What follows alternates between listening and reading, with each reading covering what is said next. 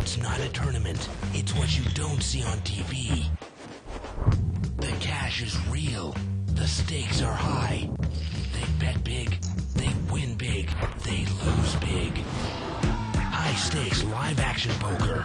Live at the bike. Watch it live on the web or play it if you dare at the Bicycle Casino right here in Los Angeles.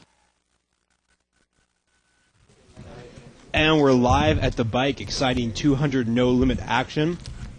I'm Scott Groves, and this is my co-host, Scott Groves. I'm actually by myself tonight, so for a little short while, I am by myself as Jen Bankston plays in the game. Wanted to let her play prior to coming in here and seeing how everybody else plays. She is in seat 4. And Denny Williams, the tournament director here at the Bicycle Casino, will be joining us shortly. So for a while, just going to be myself, Scott Groves, avid player here at the bike. Been playing for a long time. Bio, boring. We'll get to the action here as soon as we can. Looks like our first hand, actually, we have Jen woke up with pocket aces here in seat 4, and seat 8's trying to steal on a board of 8-3-9. Really just bluffing with overcards. And let's see what Jen does here. A gross overbet, actually, by seat 8. And don't know if Jen's doing a little Hollywooding here, or if she thinks maybe seat 8 might have found their way into a set. But we'll see what she does. And I believe seat 8 is Chris. I've played with him a few times. Right now, Chris just about drawing dead unless Jen lays this down. I feel like running out there and telling her to call.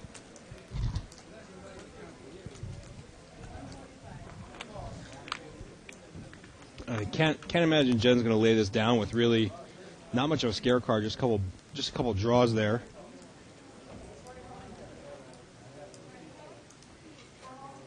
And I don't know if we're missing something in the action or just came into this hand mid-hand, so we'll get to it in just a moment.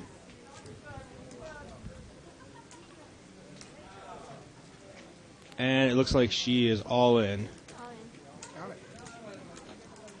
And, of course, now seat 8, Chris, knowing that he got caught with his hand in the cookie jar, 2 overcards.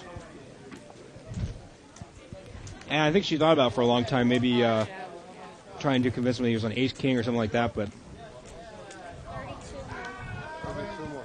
other than running pairs or running straight draw, Jen's got seat 8 dominated here. Looks like she's probably going to double through. I don't want to jinx it, knock on wood.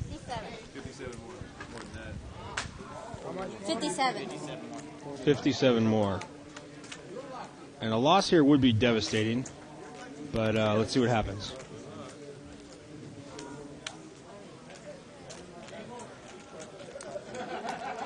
And it looks like a pretty healthy pot. Like I said, came in the middle of the action, but looks like about probably a $400 pot. Oh, and could have gone runner straight, but as it is, aces are going to take it down. And looks like Jennifer Bankston, one of our commentators here, goes ahead and scoops about a $500 pot, and I guess that's why she plays for a living. A lot of Hollywood in there with the aces. I don't know if she was really thinking through. Maybe the guy had a set of 10s. Maybe if, not much money left in the hand. But, yeah, it looks like about $440 or so on that pot. And moving on, looks like we got some of our normal 2+2 posters here tonight. Kev Math, Philip, the Big Bag Rook, a couple other ones. Talking about last night's exciting 30-60 action. Not probably one of the ones I would spend my time going back and reviewing on the archives, but interesting nonetheless. This game should be proved to be a lot more exciting than last night. Let me run down the players for you. And actually, the 200 game is kind of my bread and butter, so I actually could probably do a lot of commentating here without even looking at these guys' cards. I play with them quite a bit. Seat 1, Sylvester. Seat 2, Boston. Not his real name, but a really cool guy. Pretty solid player. Usually going to enter with hands that have some good expected value. Seat 3, Matt, a good friend of Jen and myself. He's actually a professor at Loyola Marymount, excellent player. Jen, a commentator and prop here from the bike, seat 4. Looks like Sean in seat 5. Don't know much about him, only played with him about once or twice. Doug in seat 6. AJ in seat 7. Also, AJ, a fairly new player to the bike. Seat 8, Chris, strong player. and trying to make a little bit of a move there with Jack King, hoping maybe Jen just had 2 overcards and could take it down. And seat 9, we don't have a read on his name yet, but I will get that to you shortly. So about a 50-50 mix of everyday regulars and some newbies here to the bike. This hand, pocket 8's way out ahead, actually. 2 overcards in seat 3, has to lay down his 8s. Actually lays down the best hand there to a fairly large bet by ace queen, 2 overcards. I'll leave it on you now.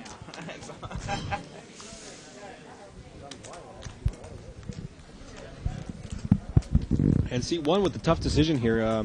He's got a pair, knows that it's very likely that seat 2 might be betting out with overcards because he was the pre-flop raiser. And, also has a gut shot draw here to go with the 6s. So maybe contemplating a call here or maybe a semi-bluff re-raise, in which case, obviously, ace-queen would have to lay it down, just 2 overcards.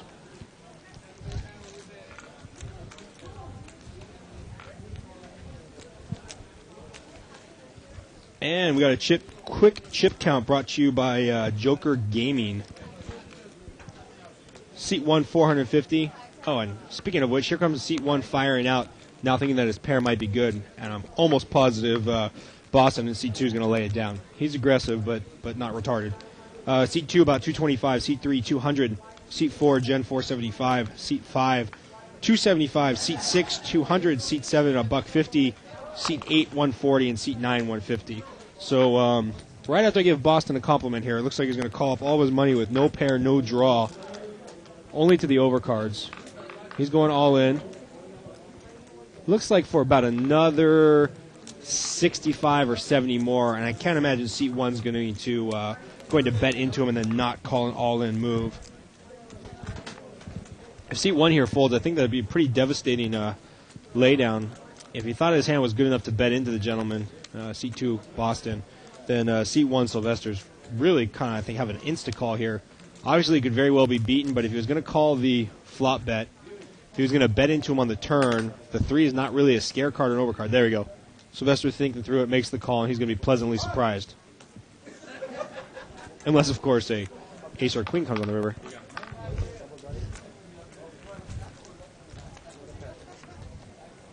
And ouch, that's going to hurt. Queen on the river to take it down. Sylvester going to be real upset about that one. Let's see if it affects his game at all. And, wow, right after I talk about Boston being a fairly solid player, pulls something out like that and then hits the 6-card outer on the river. Sylvester real surprised there. And we actually saw Matt in seat 3 get away from what at the time was the best hand with pocket 8s. A lot of players, I talked to Matt about this quite a bit, and a lot of other no-limit players, in a game where you really only have $200 and you don't have a whole lot of money to get people off their draws or their big cards, a lot of people play those medium pairs solely to hit a set. If they don't connect with a set on the board, then it's a kind of an insta-fold. But kind of like to hear what everybody out there in Poker World thinks about those medium pairs, 5 through 9s.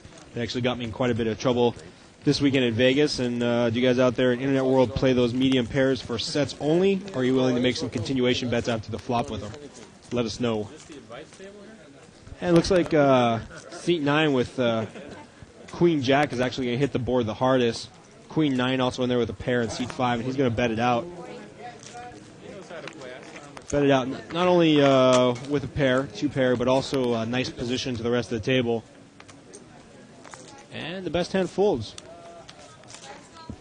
So the power of aggression there, no limit, picks up about $28, $33 in blinds and limps.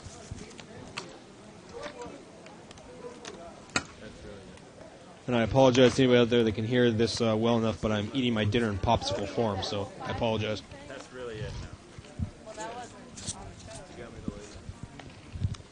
Yeah, I had to do one for the show. And here we go.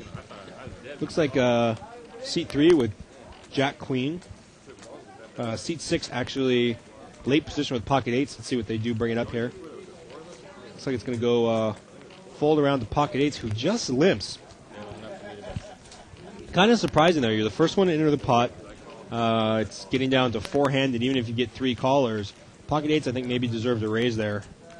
Because what happens now is Queen Jack, Queen 8, and Deuce 10 all catch up with you. from first to worst in 3 quick cards of the flop. And seat 9 actually going to bet it out here. No, excuse me. Seat 8 actually bet out with his pair of queens. And seat 9 just smooth calls, obviously, with a 10. Well, let's see what happens here. Looks like he goes check, check, and seat 9 shows his cards. Don't know if maybe seat 9 and 8 are friends, or seat 9 just trying to keep seat 8 in the game when he's short stacked, or maybe he's just thoroughly embarrassed about his 10 deuce. Who knows? But he wasn't the big blind and really didn't extract any extra money there from seat 8, which is Chris. Still haven't gotten seat 9's name. We'll get that for you in just a moment. I'm like, yeah, hi, what's up? You give away your number that easily? No. Small ball. He's a nice guy. I'll talk to him, though. Tips. Especially after I paid you with those aces, right? I knew you had aces. I was hoping you might. Yeah, well, I almost did. Well, almost don't count. And it looks like seat 8 with an ace 4, seat 9 with a queen 6. Bobby, can you bring a stack? So far, looks like fold around, and we're going to have our first chop of the evening.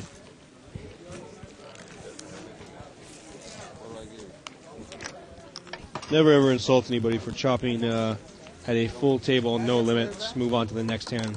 Sometimes when it gets shorthanded, I will criticize a little bit.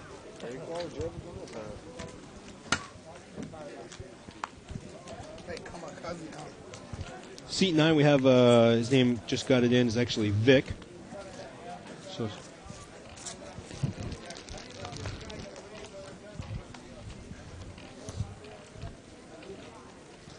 and looks like seat 6 here with an ace 4 suited. Seat 5 comes in for a raise with pocket 8s. Not going to allow the same mistake that seat 6 made. And 1 caller, 2 caller, looks like 3 caller 4. Seat 9 with a king 7 suited. Not exactly the type of hand I want to play for a raise. And the big blind going all in here with pocket 10s. Nice move all in, a raise and 3 limpers behind you. The last thing you really want to see is any type of board. With 4 limpers, someone's going to hit their overcard. So looks like Matt in seat 3 here is all in with pocket 10s for about, original bet was 20. 3 limpers. He's all in for what looks about 145, 135, somewhere around there. So definitely bringing on the pressure on those $20 limpers to see if they want to ante up another 100. And seat 5 really doesn't like it. Once he folds, I think everybody else will drop fairly quick here. Seat 6, ace 4. Seat 7, don't really know what he's contemplating. And seat 9 going to lay it down. So That's what did it. looks like about the easiest $80 Matt's picked up tonight with his pocket 10s. Yeah, that's just get me the trouble. That's all. And rightfully so, everybody folds. Matt takes down about a What? $70 pot. What did you have? Yeah, no shit. I'm talking. What were your cards? Pocket jack. Yeah, Jax? I figured you had Oh, Right now? you No. did have something. Well, I knew I was beat. Oh. I was just hoping you might get Because he linked in and he called your raise like super hit it something. And now with seat 4 under the gun. Looks like she mucks, seat 5 mucks. Seat 6, again with pocket 6, another pocket pair. Seat 7 going to go ahead and smooth call with 2 Broadway cards. And here we get a raise up in seat 9. Ace-King raises up to 35. A nice raise, I like that. Not only is he in late position, but no strength shown. He's probably going to take down about $15 here with little to no. I take it back. Pocket 6s. Going to continue to be a limp, check, and call type of player. A little dangerous at no limit. And ace 4-10, ace king connects, and I can't imagine pocket 6 is going to take this any further.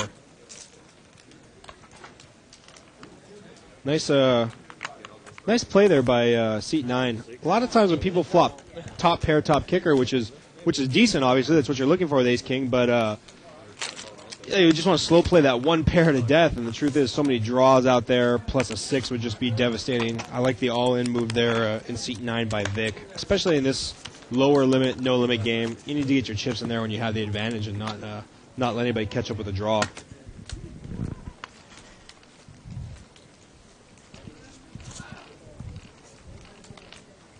here we go. And here we go. It looks like Jack 7 of hearts for seat 7. Queen 10, a couple Queen 10s actually. 140. 140 all in. And he's gone from calling station to uber aggressive with pocket 9s. Seat 6, Doug says, I am not going to slow play any more pocket pairs. So he decides to push in all of his money with pocket 9s, which is only funny because he's only going to get called by somebody that has them dominated. No, they just got bigger. I think I would have just preferred a little raise there. Probably accomplished the same thing without risking all 130 of the chips you have in front of you. But frustration can set in sometimes, as I have testified to before, when you're getting pocket pair after pocket pair and nothing's happened but you're bleeding money.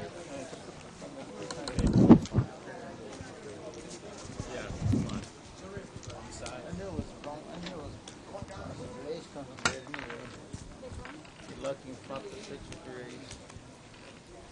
It don't matter. I'm all in. You win. What's happened before? And we got pocket jacks in seat 2 for Boston. So let's see how he plays it. A couple of limpers in front of him. Seat 1 limps. Seat 1 limps with pocket deuces.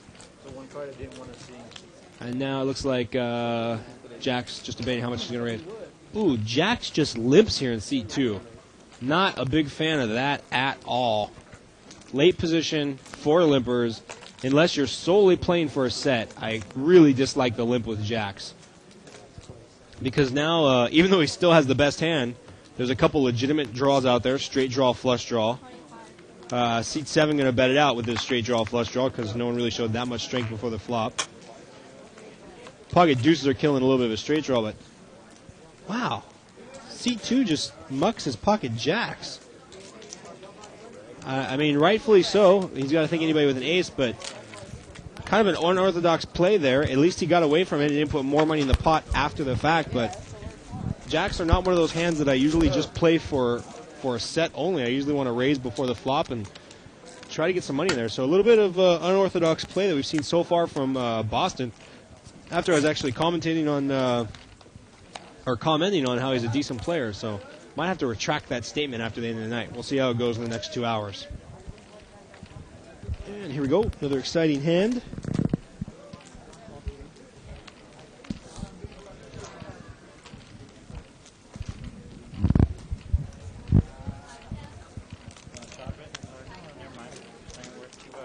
And it looks like we've got an ace-6. It's not even worth the $2, man. 8-9, a couple random hands in there, nothing too exciting. And ace-6 actually is the best hand right now. $5, man. He's not gonna want it.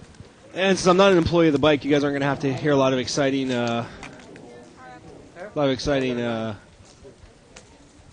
pitches from me to get the Live at the Bike archives. Although I think they're way cool, and the tournaments here, awesome. Enjoy playing them. So if you guys are in the area either this next month or especially August, you guys want to come down here, get a little Live at the Bike action, and also play some tournaments. Because leading up to Legends, all the way through Legends of Poker, it's just awesome action here at the bike. Must be these lights, man. Must be or something. Players complaining a little bit about the lights. It is a little bright out there, and although I usually don't wear sunglasses when I play poker, the few times I've played on Live at the Bike, I had to wear sunglasses. It's just almost like an interrogating room sometimes under there. And it looks like seat 1 with ace-10 limps in. Seat 5 looks like he's also going to limp in with... Haven't got his card yet, though. And it looks like seat 5 came in for a raise. Haven't seen his card yet. Seat 9 with ace-queen. And he just smooth calls there. Seat 5 with king 8 of diamonds, solely trying to pick up the pot on the button. And nobody here connects with the flop. Let's see who the first to bet is. Checks around to seat 5 who's going to bet it, and looks like $30 of aggression here is going to take the pot down for him. Ace-10, really no pair, no draw to speak of. And he's going to lay it down. Seat 5, nice play. raises on the button, doesn't run into any resistance, even though he was up against a couple better hands, and takes it down on the flop. Easy $70 earned in the bank.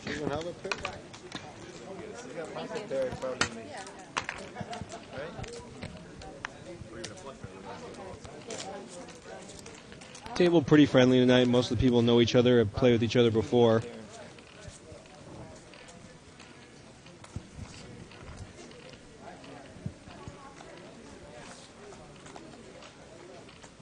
And it looks like ace-9 so far in seat 6 are our better hand.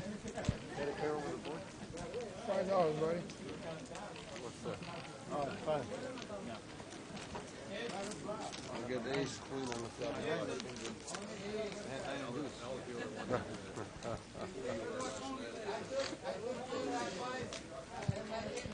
And so far, Queen 8 connects strongest with the flop. 9-6 with a middle pair. And seat 6 going to lay down what was the best hand. Seat 8 laying it down, and seat 9 shows his queen for good measure. Yeah, I put Tony last time. I got that 5.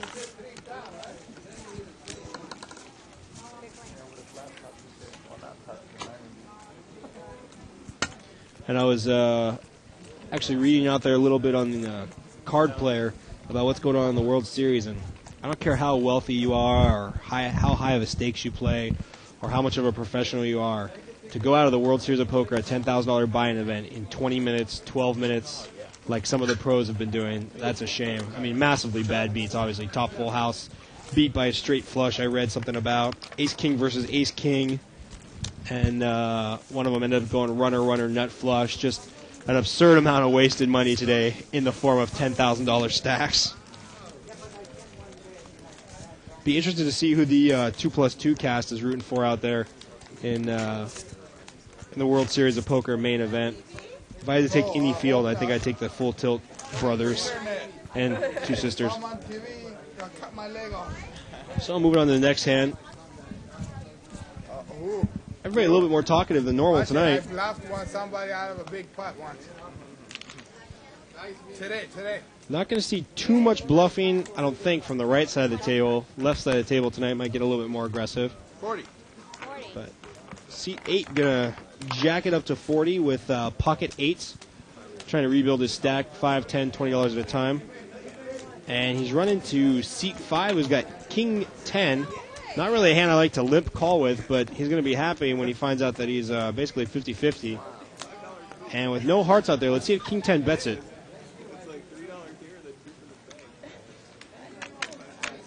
Yeah, King 10 looks like Can only bet 50. Oh, yeah. I bet in the last 2 years. 60. I probably 50 call. Oh. I thought you were just messing with me. And King 10 bets it out, not going to allow himself to be outplayed there. But set of 8s with a much, much, much bigger flop, otherwise known as a full house at this point. So set of 8s comes through in a big way and gets paid off by King 10. Yeah, usually. No one had a heart redraw, which is kind of funny. I really can't blame King 10 to betting into him there. If you're going to play that hand, I guess you are looking for a king. Don't think I would have called a $40 raise pre-flop with King 10, but 8s, rightfully so, takes it down with the best hand. You weren't even all in on the king, huh? Not even the ace. It's a pretty strange. Seat 9 commenting on the strange play of Better. Sean there. Yeah, aggressive. I don't know about strange. Right. Unless I like some more money.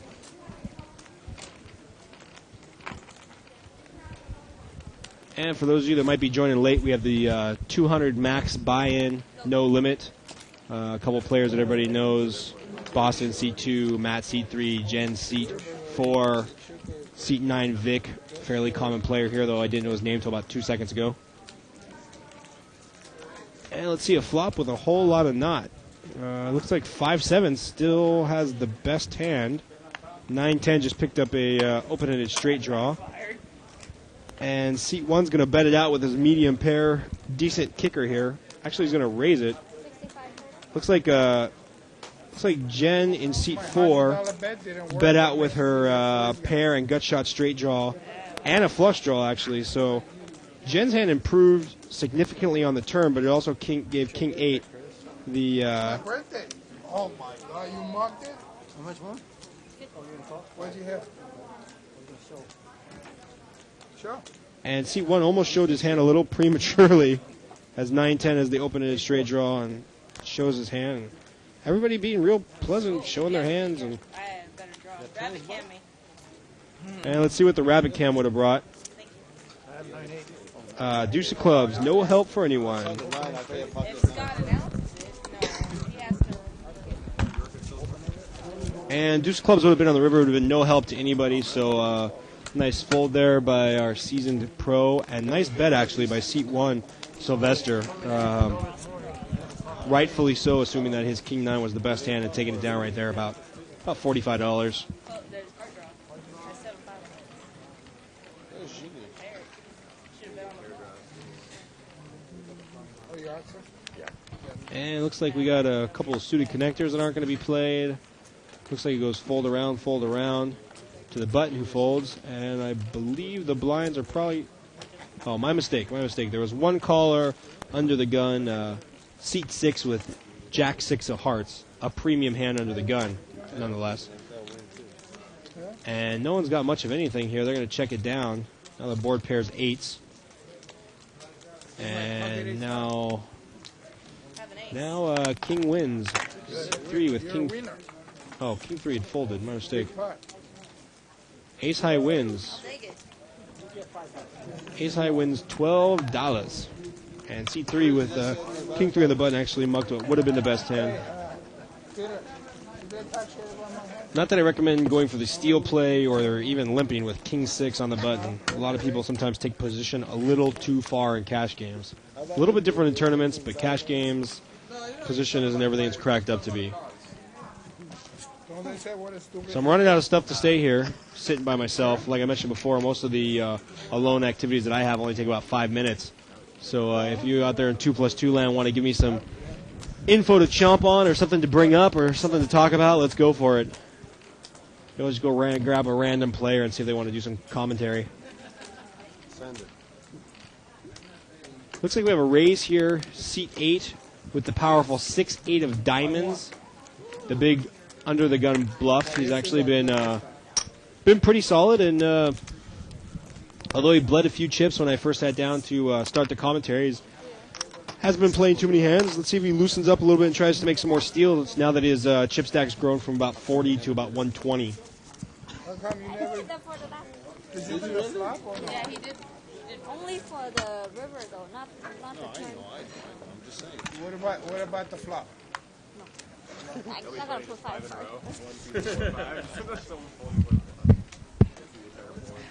cards. And we're off to the races. Let's see what happens.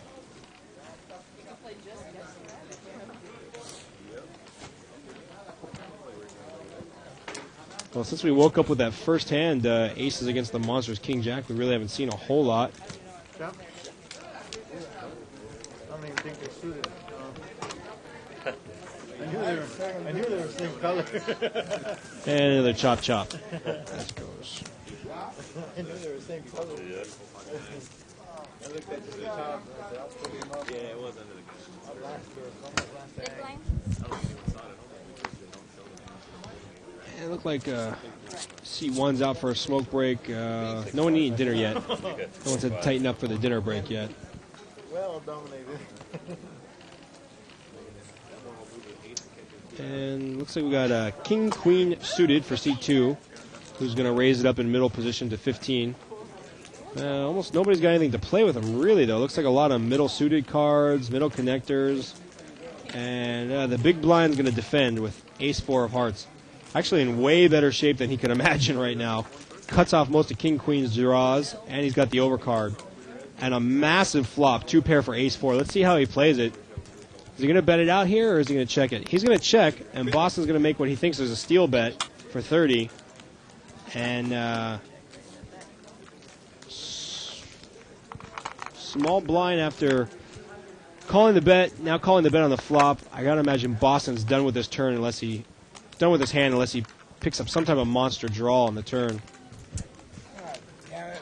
And, oh, I take it back. Dealer didn't announce raise at that point, but it looks like we had a check raise by ace-4. Pretty monster hand.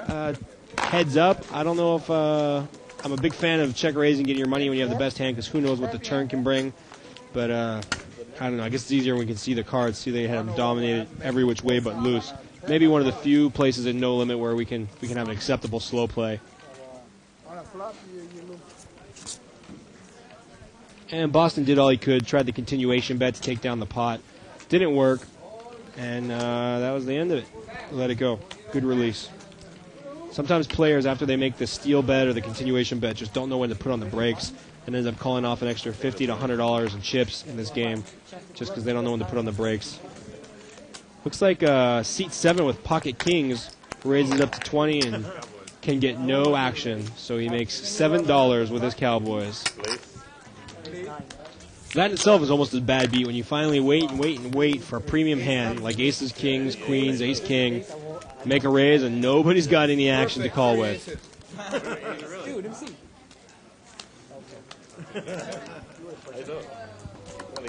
And unfortunately, players have to give those cards back. Oh, you can't have an ace and have an ace too. Well, I didn't need an ace kicker because I knew he had a big play. But I don't want to draw to one card.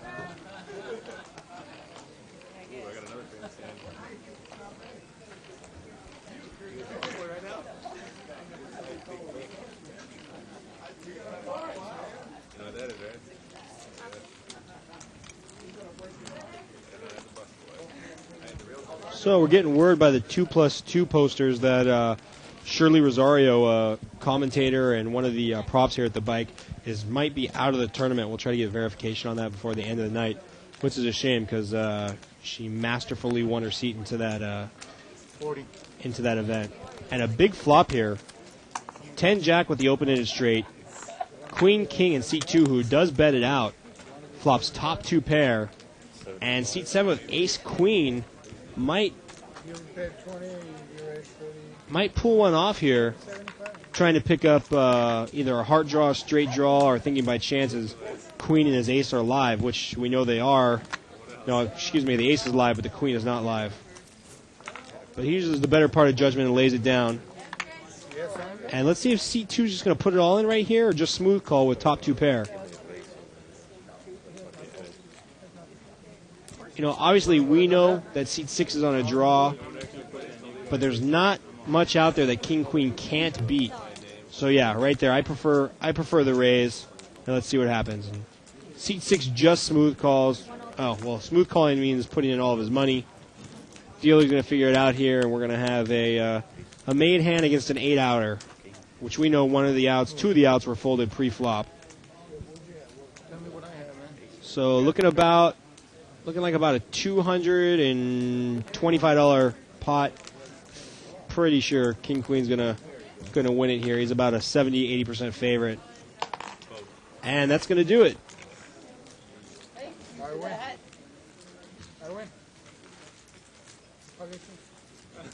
I know what to do. Sorry. Shouldn't fold those. Thought he had ace before, right? Raise, you know, I said maybe ace comes that way. I'm running.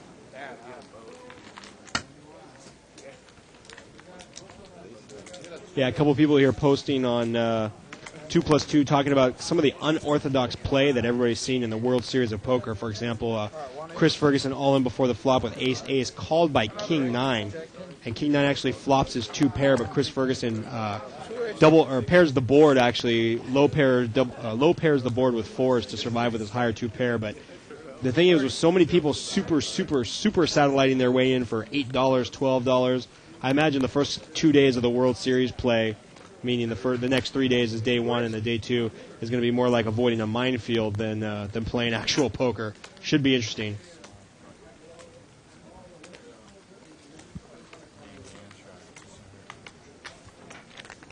And looks like we got pocket 3s here. Pocket 9 Queen and King Deuce. And looks like in late position, King Deuce raised from maybe the cutoff and took the pot down.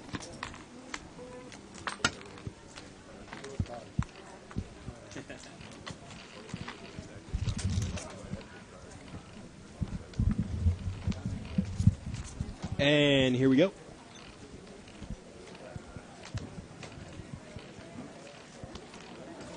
And it looks like fold around so far. Got a ace-9 suited in C8. Let's see if he just limps in.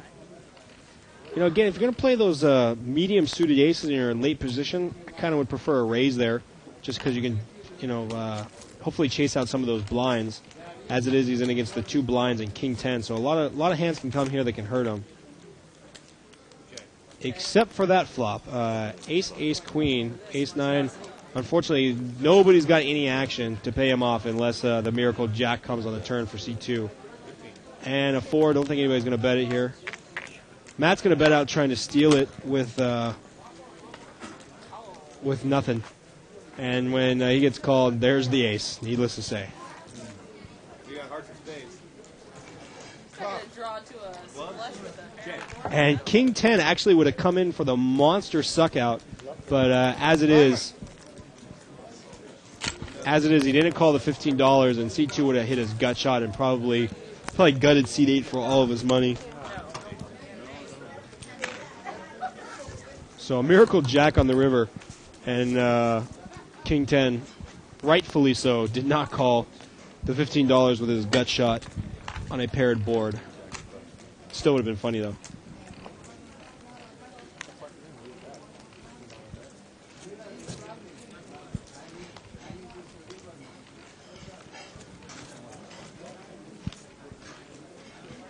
And looks like we got ace 10 for seat 6, pocket 4s for seat 7.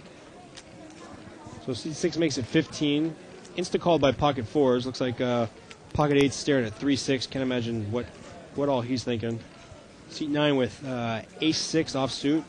He's going to smooth call. Seat 1, I believe, was already out of the hand. Seat 2, nothing exciting.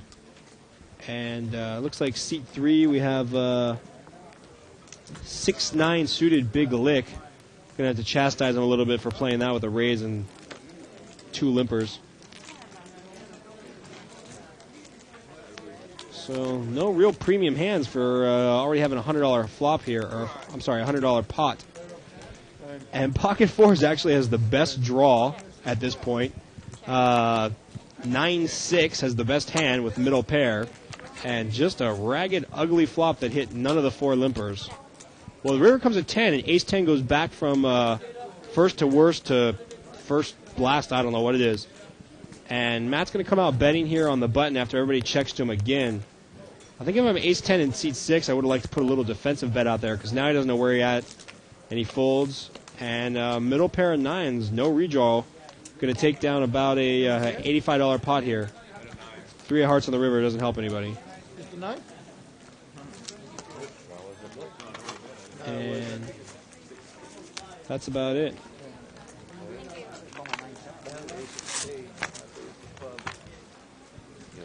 Money stolen is money earned. And it looks like we have a new dealer, just enough time for us to take a quick break, and I can grab a Pepsi. Big nine piece? That low? That low? 3-9 queen all clubs? Something like that? 8-3 club. Oh, 5-9? I had 8-3 club. I want to re-raise too. I have been re-raised this week with 8-3. What? I get 30. 6-12? You did? No, I said somebody has re-raised me this week with... Oh, no, I wasn't. I didn't get re-raised. He just raised. What game was it? Huh? Oh, no, it was no. No limit? It happened. We just broke even.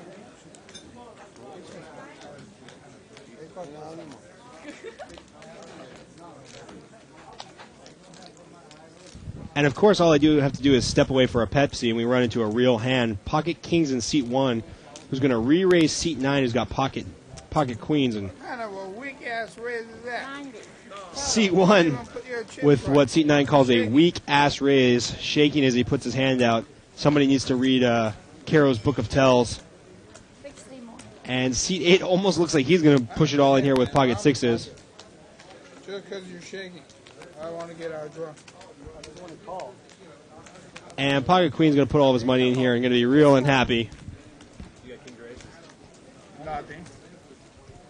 Ace queen. And Matt rightfully says, you got kings or aces. And ace on the river, jack on the turn. Pocket kings Yeah, just the hand that beats mine. against pocket queens.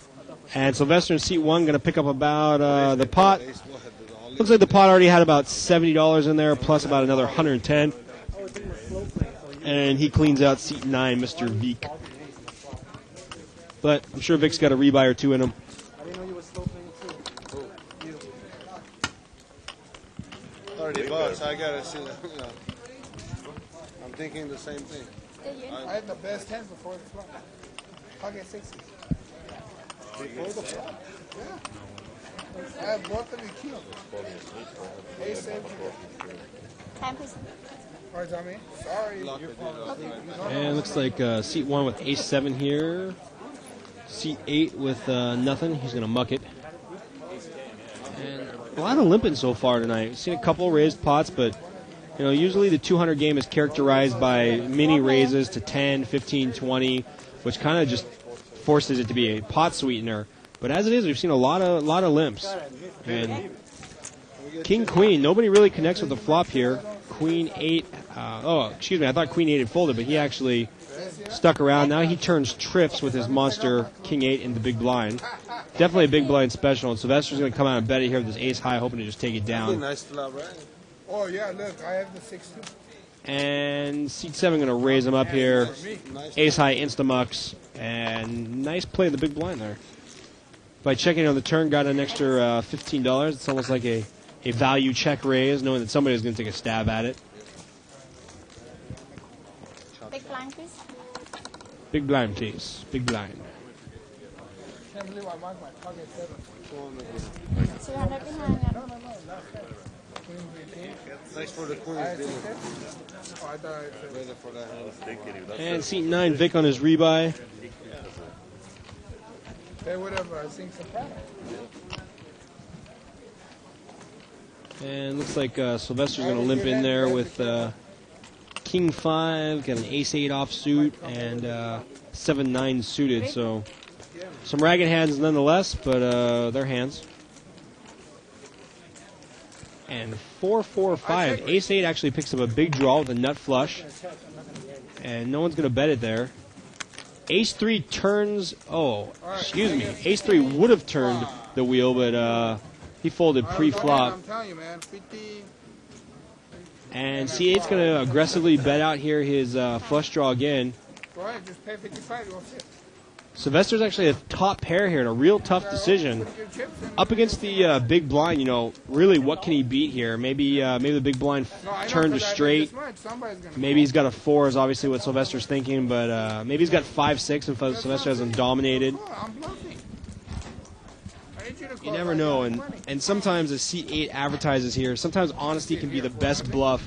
Seat 8 blatantly telling him, I have nothing, I'm on a draw. And let's see if Sylvester picks up on the honesty or if he thinks it's a little reverse psychology tell. It's one of my favorite things at the poker table is that honesty these days seems to be the best bluff because nobody believes anything. It's my favorite. I have a 5. I'm no good. And honesty was the best bluff. Takes it down. Oh, and look at that. The 6 on the river would have brought, nobody anything. Never mind. My mistake. Thought it was a 6 of hearts there on the river, but it turns out it was a 6 of diamonds. So Ace 8 would have actually just lost about $50 there for no apparent reason. I didn't know it.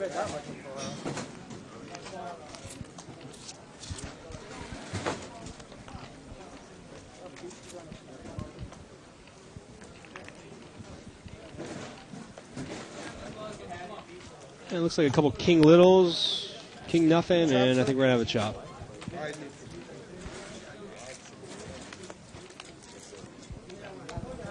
And we're going to chop.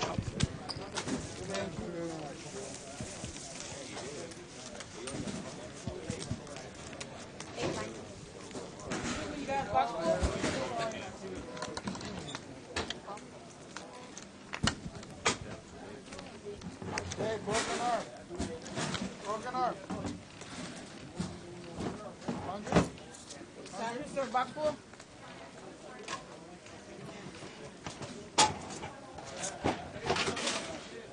So it looks like we got a couple more King Littles. King Little seems to be the nice muckable hand tonight. Seat 4 with Ace Queen. That's a Jen with Ace Queen offsuit. And a couple of limpers in front of her. And Jen just limps with Ace Queen. Not a big fan of that, although she does hit a big flop, top pair, top kicker. And lucky for her, nobody's out there with a small flush draw. And seat 8 with Queen 7 actually hits 2 pair. Again, the reason that I don't like devastating. No way Jen's going to be able to get away from this hand now. Queen 7's obviously going to go all in here. Don't bet big on the river. Queen 8 just smooth calls an Ace Queen drawn dead to 3 cards. Doesn't get there. And this, ladies and gentlemen, is exactly why you don't raise pre-flop with Ace Queen. Big on the river. What do you have? Exactly what you think I have. Queen? What's your kicker? Oh, I'm going to tell you, I'm honest. Okay, I did not hand until the river. Okay. All right, I'm just going to call you. And she's not going to be happy here when she turns over Queen, Ace Queen, and Queen 7 wins. That's a big downfall from for not raising pre-flop, because Queen 7 would have instantly folded there with a raise. And bad play there by Jen. Bad play there by Jen. Middle position with Ace Queen. I think you need to raise it up there a little bit, chase out the blinds so that they don't hit a monster flop like Queen 7. And Jen's actually real lucky she was a girl there, because I guarantee you if it was me sitting in that seat, I get re-raised all in on the river. No doubt, no way, no how. Definitely, I get raised all in either on the turn or the river. No, I don't want to take her money. She's nice, man. I'll take his money. There it is, the power of the ovaries again. I'm going to make a poker shirt that says, I wish I had ovaries. Anybody wants to give me money, I'll take anybody except her. I'm not biased. And I hope you guys are picking up on this table talk. That's the problem with not raising in middle position with those big cards, because, unfortunately, a miracle flop for seat 8, and Jen had to bleed back about $100 there. But seat 2 actually with Ace Queen, and he did raise here. And he's going to bet out with, looks like about $20 into about a $35 pot. Really no one with much of a draw to catch up. King 10 maybe going to peel here, but no, he lays it down. I'll raise your ass with nothing. I'm not touching. Shit. And seat 1 looks like he's going to maybe peel one off here with middle pair, 10-3. Show him what's mustard. Can't imagine why.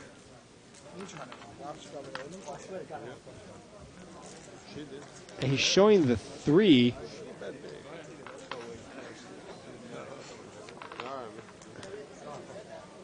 And C1 actually making a little bit of a move here. Shows the 3 of hearts to seat 2. I don't like that at all.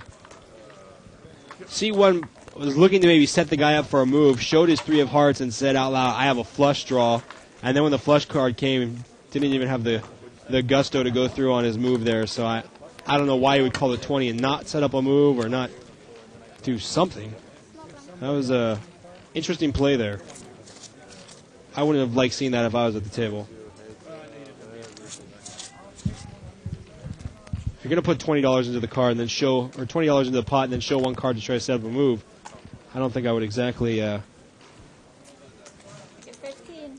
That's interesting. Anyways, back to the hand at hand. Seat 4 limps in with King Queen. Call me, everybody. Looks like seat 6 raises to 15 with 6-7. And seat 3 in the big blind is going to peel here with pocket 5s. So we got 7-8 against King Queen against pocket 5s. And seat 5 in there with a ragged ace-7. And here's King 6-6. So King Queen actually has the best hand, but checks it here. And everybody's going to check around. Jack on the turn really brings no additional 15. draw. Jen in seat 4 bets out 15. Let's see if that's enough to scare anybody off. No one really has much of a draw here to bring it in, unless somebody wants to commit some chips to making a move. No, I'm not one. And it looks like seat 4 is going to take down about a $60 pot with a pair of kings. Kings up, actually.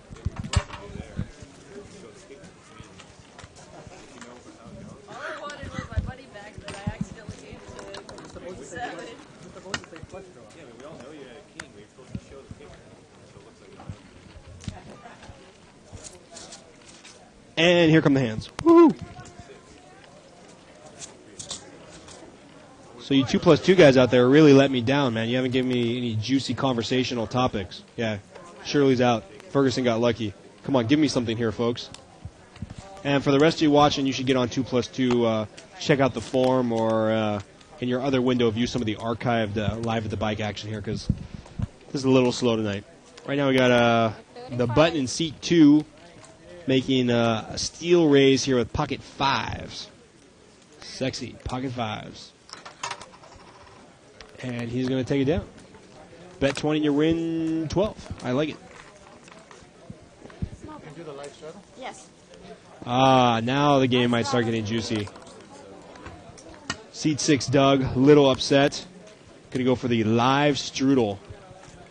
For those of you who don't play too often, that's basically just like a third blind that he's posting voluntarily, so he'll get the last action pre-flop. Nice rider. Let them see him first before I look at him. And what does he get in a straddle? 5-6 suited. Well, I'm sorry, 5-6 offsuit. I've seen worse straddles before. Let's see if seat 5 in the big blind raises it here with Jack King. Get 20. He makes it 20, a mini raise. See where seat 6 is. And seat 6 for 20 for 10 more. 10 more to win effectively 35. I think he has to call pretty much with any 2 cards. And he's way behind at this point, even though he flops a pair. King Jack way out in front. Let's see if King Jack bets it here or maybe makes the lets the straddle bet into him. Bet 40. No. Seat 5 going to bet out 40, and seat 6 rightfully so gets away from his hand. Definitely don't mind the $10 call there if you're already in on your straddle for 10. There's 20 in from the big blind, 5 in from the small blind. Really can't fault him with any 2 connected cards or semi-connected cards there to call the extra 10, but rightfully so, even though he flopped his pair, gets away from it on the flop. And the straddle ends there. Sometimes the straddle is contagious like a bad cold and people start straddling all the way around the table, but not tonight, my friends, not tonight. Why have been yakking? Chris has made a nice comeback in seat 8. He was almost down to the felt with about $40. He's built back up to 300, which is nice. And the big blind in seat 5, going to jack it up here to 30 with King 10 offsuit. We've seen him do this a couple times. A lot of limpers. No real strength out there. Seat 6 has got ace queen, though. Got him pretty well beat up. He smooth calls. Again, don't know why ace queen's not getting more money into the pot when he has a premium hand. Seat 1 had previously folded his pocket 6s. Seat 2 with ace 10 suited. Can't imagine he's going to call, though. Maybe he thinks he's getting the odds. Seat 9 smooth called with pocket 8s, so a lot of potential for this flop. Let's see what happens. And King 10 is definitely not going to like the fact that after 4 limpers, he raised to 35 and gets 4 callers. And 10, 9, 4, 2 hearts. King 10 actually hits exactly what he's looking for. Top pair, and luckily he doesn't run into anybody that has a massive draw. But King 10 good here. Let's see if 8-10 will peel for his top pair in a straight draw, backdoor to straight draw. And I don't know exactly where the action is. Oh, seat 5 pushed it all in immediately. So quick to enter the pot, I couldn't even see it. Almost representing an overpair, so let's see if people want to peel for it. Seat 6 folds, who had the best outs, probably. Seat 7 and 9 fold. Seat 2 is really the only one that's got a tough call here. If seat 2 puts seat 5 on 2 overcards like ace-king, ace-queen, he might have what he considers, a fairly easy call here, but he's going to be real disappointed if he calls and obviously seat 5 has the king 10. Rick, you looked and you counted them up? Guess. It'd be a pretty good guess.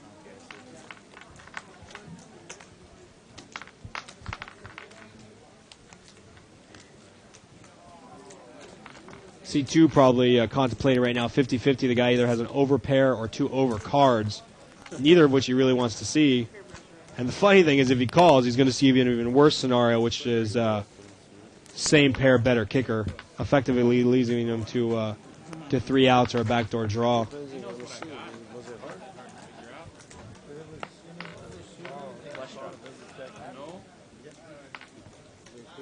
And I don't know you got. Really? He's been getting it. I call Queen Jack off. And here's the problem with calling $30 pre-flop with 8-10. You hit your top pair, you think there's a chance seat 5 might be on the bluff, but you can't do it. And river card is King 7, so King 10 would have stayed the dominant force and the winner there on the. Did that make you feel better? Subscribe to the archive. I have 2 really big kickers too. I can't say. Subscribe to the archive. Seat 5 doing our promotion for us, saying subscribe to the archive. That's one of the nice things. The few times I have played live at the bike here, being able to go back and really analyze your play, where you made good calls, bad bets, which tends to be my problem. It's a nice little service to have.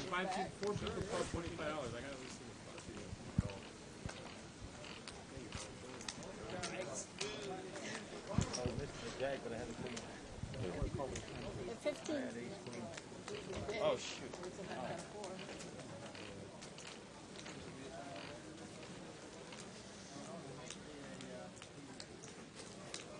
Raise.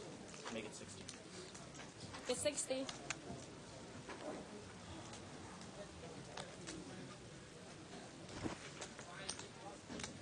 Oh, shoot. You got beat somewhere? No, I thought it was on me because I saw chips out there. Oh, yeah? You thought it was on you. Really?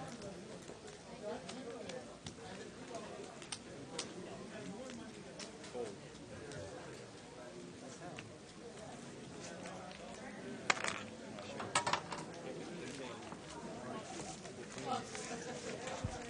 A couple people talking about on 2+2 who the easy money is at this table. You guys decide for yourself. I don't want to berate anybody too bad.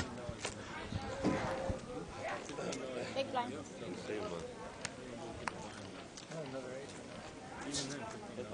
Say big blind. And Crow, one of our other announcers here, Mr. Terry Crow, commenting that Shirley was almost out of the main event, crippled down to 2,000 in chips, but now she's back up to 10,000.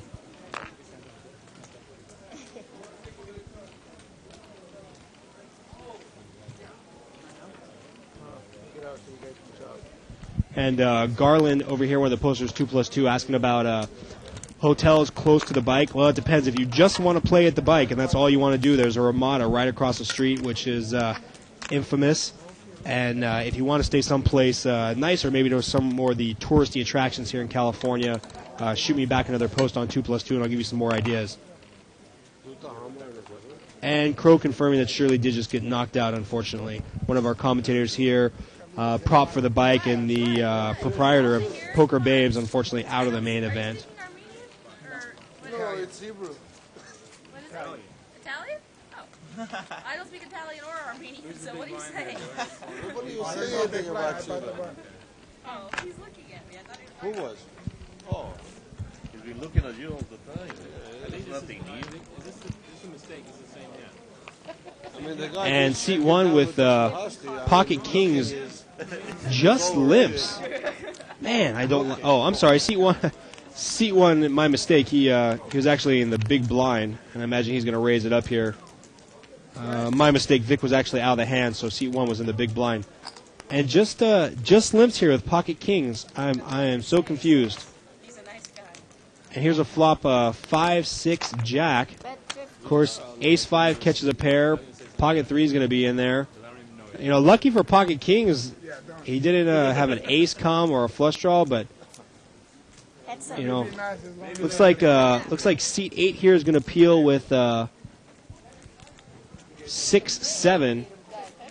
So he's got a pair, and he had a backdoor straight draw, which just disappeared. Everybody throw $10 Maddie's way. What's he gonna Let's do see what the with river that? brings. River brings an ace. Obviously, 6-7 going to get off his hand, but Pocket King is just in real bad shape here because now an ace comes to the board. If seat 8 makes a big bet, I can't imagine seat 1's going to call. It's 5 cents. Naughty ice cream. Nice. Seat 1 gave himself every possibility to get in trouble with Pocket Kings, and amazingly, they still hold up. It's off Newport in 19th Street. It's actually on 19th Street. It's they do it behind. He takes down the pot, probably winning more money than he could have if he would have raised pre-flop, but really opened himself up for just a horrendous beat. What if, for example, like a joke, C8 has Jack Queen, is allowed to limp in and turns 2 pair. By no fault of his own, he's going to scoop a monster pot against Pocket Kings. And on the hour, which is 7 o'clock, looks like we have a chip count update brought to you by Joker Gaming. Seat 1, 450. Seat 2, 475. Seat 3, 220. Seat 4, 400. Seat 5, 320. Seat 6, 100. Seat 7, 100. Seat 8, 320. And Seat 9, 150. A few of the posts have been asking us to get some type of tally board going on who's a winning and losing player, and I'll try to do that on my own here. Looks like seat 7 comes in for a raise with 7-8 suited. Maybe it's Thursday and it's his day to raise 7-8. And really picks up a big flop there with a flush draw and backdoor straight draw. And he's going to bet it like he has the ace and take it down here. It just gets me in trouble. Big trouble. So it looks like a seat 1 about even. Seat 2 up a couple hundred. Seat 3 about even. Seat 4 about even. Seat 5 down slightly since they first hit down. Seat 6 down. Seat 7 up down about $50.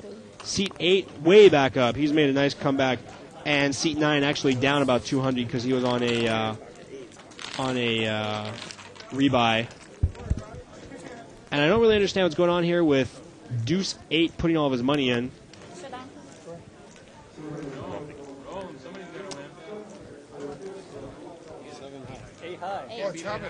And they're actually going to chop the pot.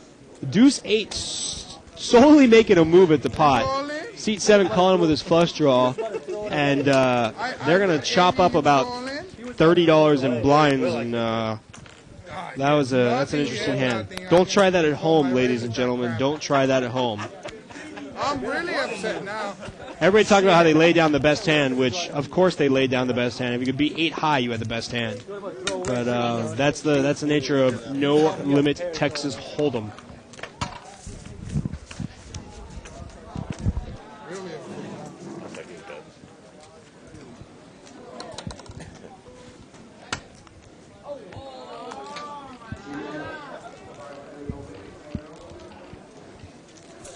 And a few people still commentating on the weak plays with ace-queen in 2 or 3 different spots.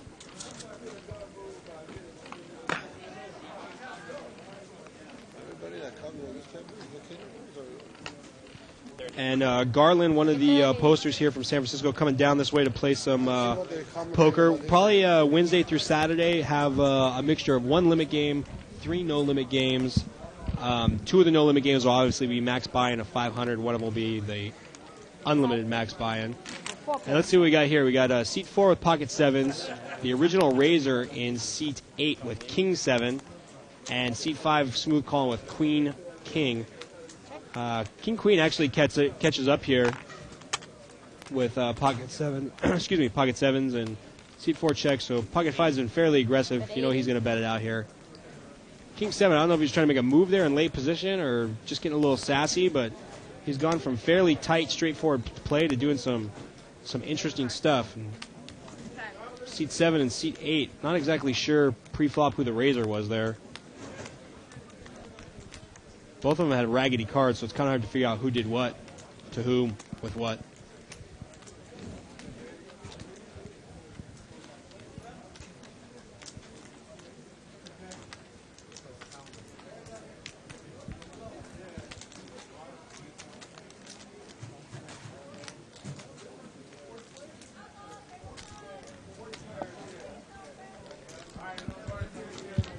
And seat 4, Jen thinking about it quite a bit here with her pocket 7s.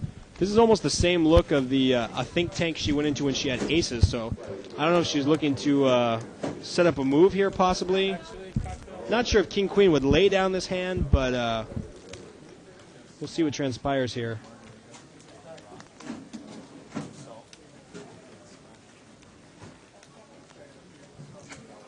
Really only one card out there that can hurt her from seat 5. She's probably pretty sure that seat 5 didn't have a pocket pair or would have re-raised pre-flop or not limped or whatever the case may be. And kind of the sexy overbet by seat 5 right out of the gate by 80. Obviously, we know that that's the bet that says, I just want to take this down and be done with it. And Jen does lay it down. And seat 5 doesn't show. Good job, seat 5. Don't bow down to the fact that there's a woman out there and show your cards. I just became a big fan of Sean.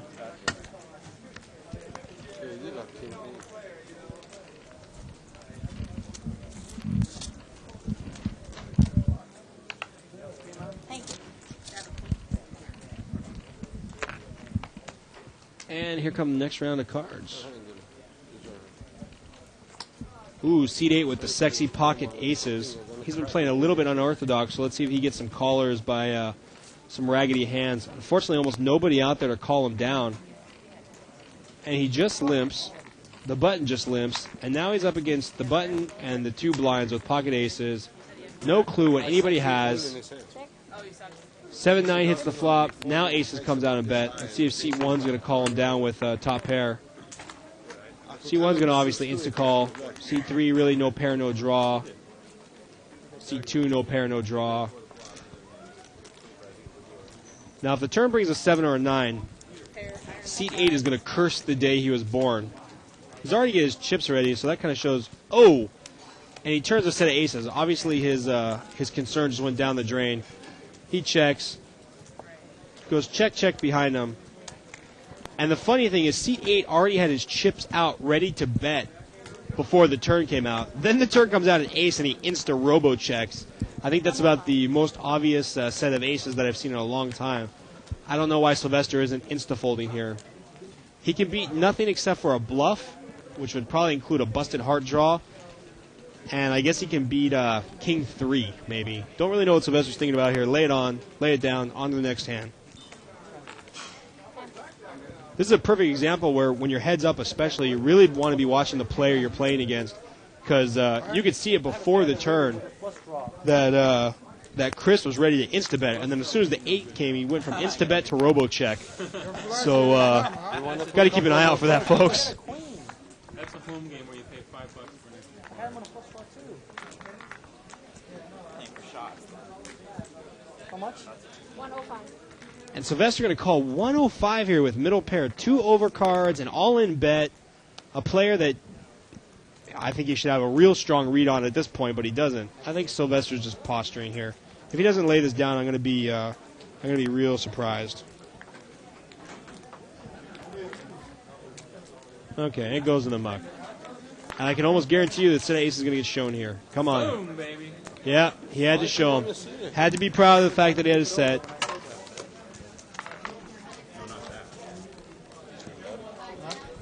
What did you think of the queen? Oh, that was a not hand. I'll get queens, yep. Kick my ass.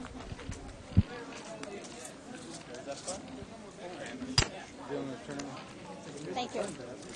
And it looks like seat 6, Doug, going for the reload here. And/or just counting out his money to show you guys how wealthy he is. I'm not sure. Don't put the mortgage. And it looks like we got King 9 in seat 8. You know he's going to play. Seat 7's got an ace something. Did they say what kind of crappy hands am I getting or no? And seat 2 with some suited connectors. Seat 3 with ace 7. Seat 2 with the suited connectors, late position, a bunch of limpers. He's actually going to raise here, trying to take it down for 20. Gets 2 callers by King 9 suited and ace. Ace, we're not too sure.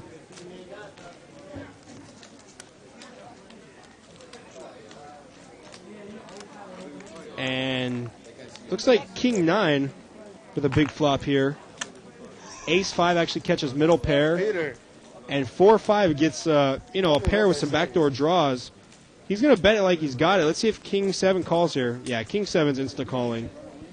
He's here to play. He's here to get a pair, and he got one. That's it. 2 pairs going to make King 9 feel a lot more confident. He's probably going to check. If Boston makes another move at it here, all the chips are going in the middle, I guarantee it. And seat 2 drawn dead to a 5 at this point.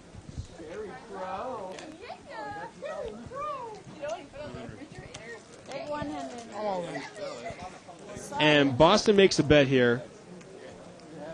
Seat 8 beats him to the pot. Chris says all in and almost loses it like a 16-year-old on prom night. So the funny thing is, Boston hadn't even finished cutting out his chips and really hadn't declared how much he was betting. So honestly, and I hate to be the instigator of moves here, if I'm Boston and I'm barely starting to cut out my chips and somebody moves all in on me and I got nothing but bottom pair, I'm going to lay out 1 or 2 chips and say, thank you, fold. That was a little bit of a rookie move there by Chris. So far I've been a fan of his play and his comeback, but that right there was a little bit of a rookie move. Seat 2 folds. And the river was a 9, would have brought him a full house. And we'll be back in just a moment. The day after the tournament ends. And they say that the legend $4,000 to $5,000. Who? Tournament. Not really. Because they're so busy, you have to work so much.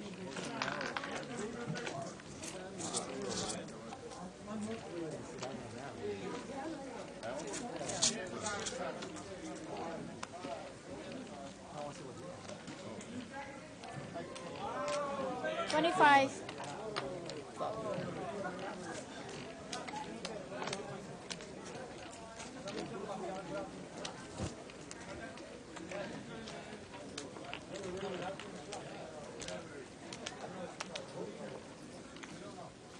It's 75.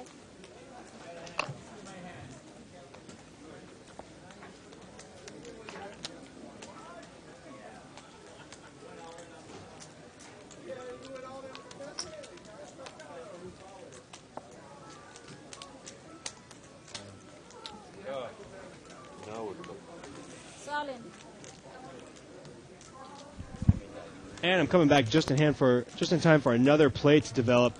Looks like seat 2 is all in here with Ace King. Pushes all in after a raise in seat 6 by King Queen. Looks like a re-raise by seat 9. And seat 2 is all in with Ace King.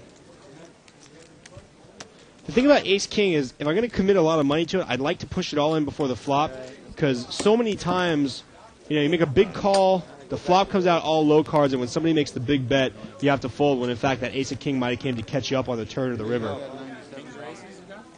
Okay, let me try So Queen's going to call. King Queen is going to call with just about no outs except for a straight. King Queen really has the worst of it at this point. Seat 2 with Ace King. Actually, not as much of a coin flip since we know 2 of his cards are dead from the previous folds. 1 Ace is dead and 1 King is dead. So Queen's in real good shape here to triple through. Ace King needs Queen Jack. It doesn't matter, whatever's in there, And we got a side pot developing between seat 2 and 9, and here it comes. And Queens still stay way out in the front. King Queen actually picks up the draw that they were looking for. And that's it. Pocket Queens are going to take it down. Best hand survives and picks up about 400.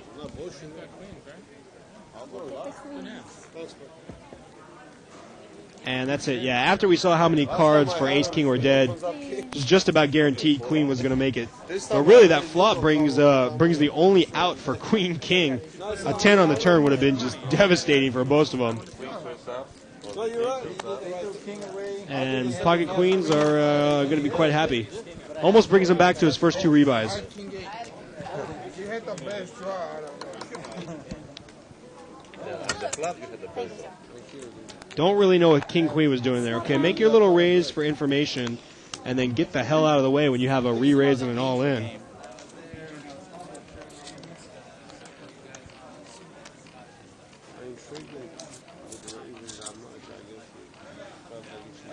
Put 110 on the board, man.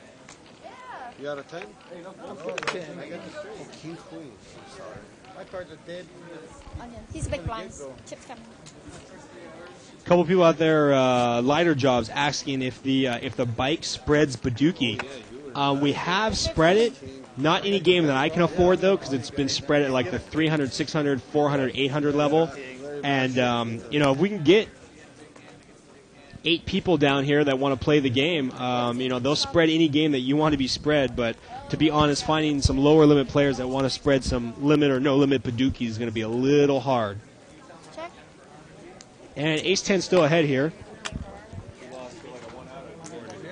Red 40. Got a lot of money on that game.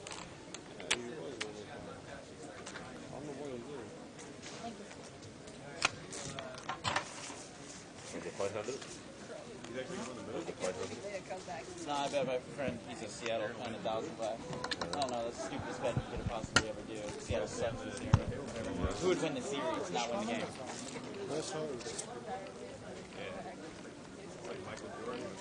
And a lot of people out there talking about side bets, prop bets, gambling. Seems to go along with card players. Haven't figured that quite out. Ooh, Terry. 20.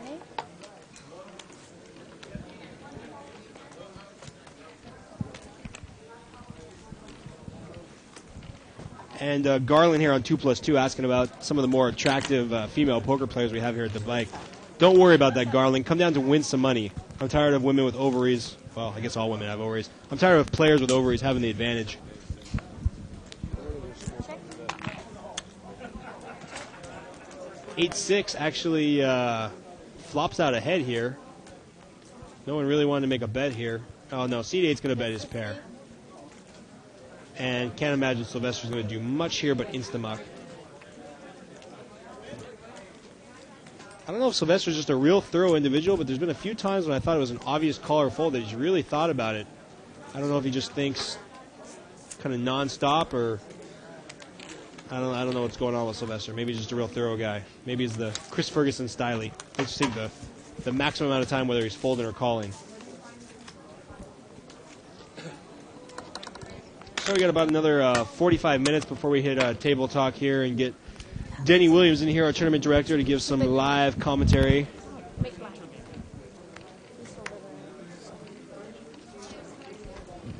And it looks like we got 2 or 3 players out, 2 players out on a smoke break.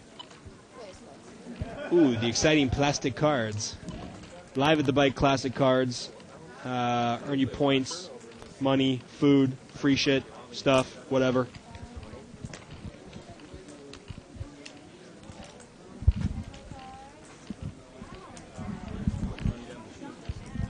Stripper.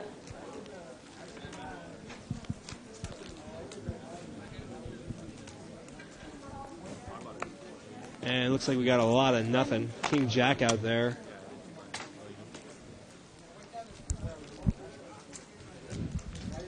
And we're joined by Terry Crow. What's up, Yeah. Scott? Not much, man. I'm glad you came over. My voice was just about to give out here. I know I was at the house and I heard you were by yourself, so I thought I'd come down. Ah, how sweet. That never happens when I ask women to come down and help me out when I'm by myself, but guys seem to just show up aplenty. The 35. And we got a Poker booty call. nice. Seat 1's going to bet onto that scary board. A couple straight draws, flush. Doesn't even have top pair, but I guess Sylvester knows what's best. He's going to bet out $40 trying to take down what looks like about a $35 pot. So how's the game today? It's been interesting. Some unorthodox play by some of our tight players and some unorthodox play by some of our loose players, but nonetheless, only a couple of monster pots, ace, king against queen, stuff like that. It's kind of been more like watching a dull tournament. Yeah? Some of those like limped in ace queens and like queens to sevens break off trips type of hands. That's that type of stuff. Really? That type of stuff. Uno spade wins. And one spade would win. Unfortunately, no one has a spade. King Jack takes it down. Top pair. Almost. Up. Middle pair. So I just got off the phone with Shirley. What happened? She's out. And So weird. yeah. She tried her darndest. She ran her chips from a crippled 2,000 back up to 10,000, and then I don't know the exact hand exactly, but ran in some nonsense just now and lost her entire stack. So She's out of the World Series. It could be worse. She could have been, what's his name, Keller Thunder, big red-headed guy Williams. He shows up to the tournament an hour and a half late, and he is effectively out of the tournament 12 minutes later. Or there's what many will see on the feature table today, the Jennifer Harman crying at the table. Ouch. With her full house turned against a one-outer gut shot straight flush. Ooh, nice. I thought I was the only one that got beat by one-outers. There's no crying in poker. Oh, boy. Yeah, that would suck to cry in front of a national audience of millions. And looks like we got some suited connectors here. Seat 4 with 8-9 suited. Don't think anybody's coming for a raise yet. And an equivalent 8-9 suited in 7. Nice. And ace 4 with a big monster flop. The Unger leads with his ace. And a couple draws out there. Seat 4 with 8-9 of hearts. Picks up a flush draw on the turn and tries to bet it out here. And now ace 4 is going to spring into action. Looks like a re-raise of a... Put out the small feeler information bet there. And that gets re-raised. What do you think here, being that seat 4 Jennifer is so tight? Do you think the re-raise is actually because the ace is so good, or is it one of those players' move? I think seat 6 actually has no idea. He just knows he has a good hand and he's going to raise. Okay. And she does throw it away. Does throw it away there. And again, the guy's bowing down to the pressure of playing with a woman and showing his cards. Showing this is exactly how I play 2 pairs. So next time you see it, just know where I'm at. That's the best thing about seat 5. He hasn't showed anybody his hand yet. He's been playing fairly aggressive. I wouldn't say necessarily the best player at the table, but playing strong, aggressive, no BS poker and not showing his cards. Comes from the Mike Caro school of thinking, I guess. He knows how to switch up gears, mix up his play. Someone should write an article about that. Somebody should write an article about that. I guess you read my article today, huh, Terry? I had it emailed to me this morning. Nice. I did read it. Well, maybe one day when I'm at home, bored and lonely, I'll post it on 2+2, my article about switching gears and why my inability to do it continues to send me packing in the first couple hours of most tournaments. It's okay. So, let's see. A whole lot of nothing out here. Seat 4 with pocket 8s. Let's see if she just limped in under the gun. Matt in seat 3 with the suited connector. Doesn't matter. Seat 8's hand just got a whole lot better. 15. Open-ended straight draw and a flush draw. He's actually a favorite against anything but a set here. And seat 4 Jen with the overpair. A tough call. Eventually, you can get a call. Probably worried that at this point if someone has 2 pair, probably not a set necessarily, but... Yeah, 2 pair. You know, even if she's looking at ace-10, ace-queen of diamonds, she's a big underdog with overcards and a flush draw. Not to mention, I think position at this point really comes into play, because even if she does call, I mean, you can tell she's kind of frustrated that she has to make the call, doesn't know where she's at. So regardless of what the turn is, you know, she'll probably, unless she hits a set, she'll probably have to check it, and then the guy can make a large play, even if he doesn't make his flush or his straight at that point. And seat 8's been playing pretty aggressive, so she knows if she misses here, she has to decide whether or not all of her chips are going in the middle, because we can almost be sure all of his are. Right. And the irony behind it is, and I guess the way you can look at it, this hand from her position would be that... and he checks it down. Wow. Wow. And seat 4 still with the best hand here. And he's shown her a lot of respect, so let's see if he checks it down or tries to steal it. Here comes the bet. And unless he makes a really large bet here, the fact that he didn't bet the turn is kind of fishy. Yeah, kind of obvious he's on a draw. But now, did the queen help him? Was he on a queen-high flush draw? Right. You know, I think this is a much tougher call than on the flop. I think so. And it looked like he bet out 75, possibly 50. Oh, big call. Good for her. And she put him exactly where he was. Wow. And said, "Let me show you why I do this for a living." Wow, that was awesome. That was a big call. And what I was going to say before the turn came out was the fact that, you know, the way she was pondering the call, if she puts him on a flush draw or she puts him on an open-ended straight draw, if he makes his open-ended straight, it's going to be the 8 of diamonds or, you know, That's true. That's true. to 8 of hearts at that point. So, you know, if she had hit her set, then she's big really trouble. in big trouble. Really Right. in big trouble. Right. Yeah, that's a big call. You know, seat 8 could have easily taken that pot away, but he missed a bet on the turn. I totally agree with Right. you there, Terry. And I don't see if you're gonna check the turn. I don't see how you can bet the river if you miss. Yeah. When you check raise and then quit, you either got the stone cold nutters or I don't. Or the stone cold bluffers. Yeah, exactly. And while we're sleeping, seat 9 here wakes up with pocket aces. Seat 5 with king queen offsuit. Seat 5, any 2 Broadway cards, he's been raising it up, and it's actually been working to his advantage. Let's see if seat 9 caught on to that, or if he's going to make a gross re-raise here. Looks like he's going to re-raise it, and I think he does. Yeah, nobody at the table in real good shape to catch up here.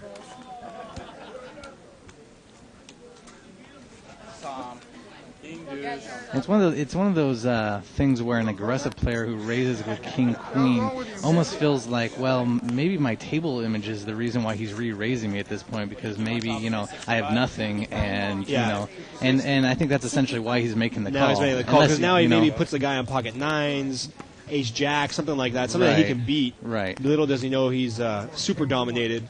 Too much chips. 65.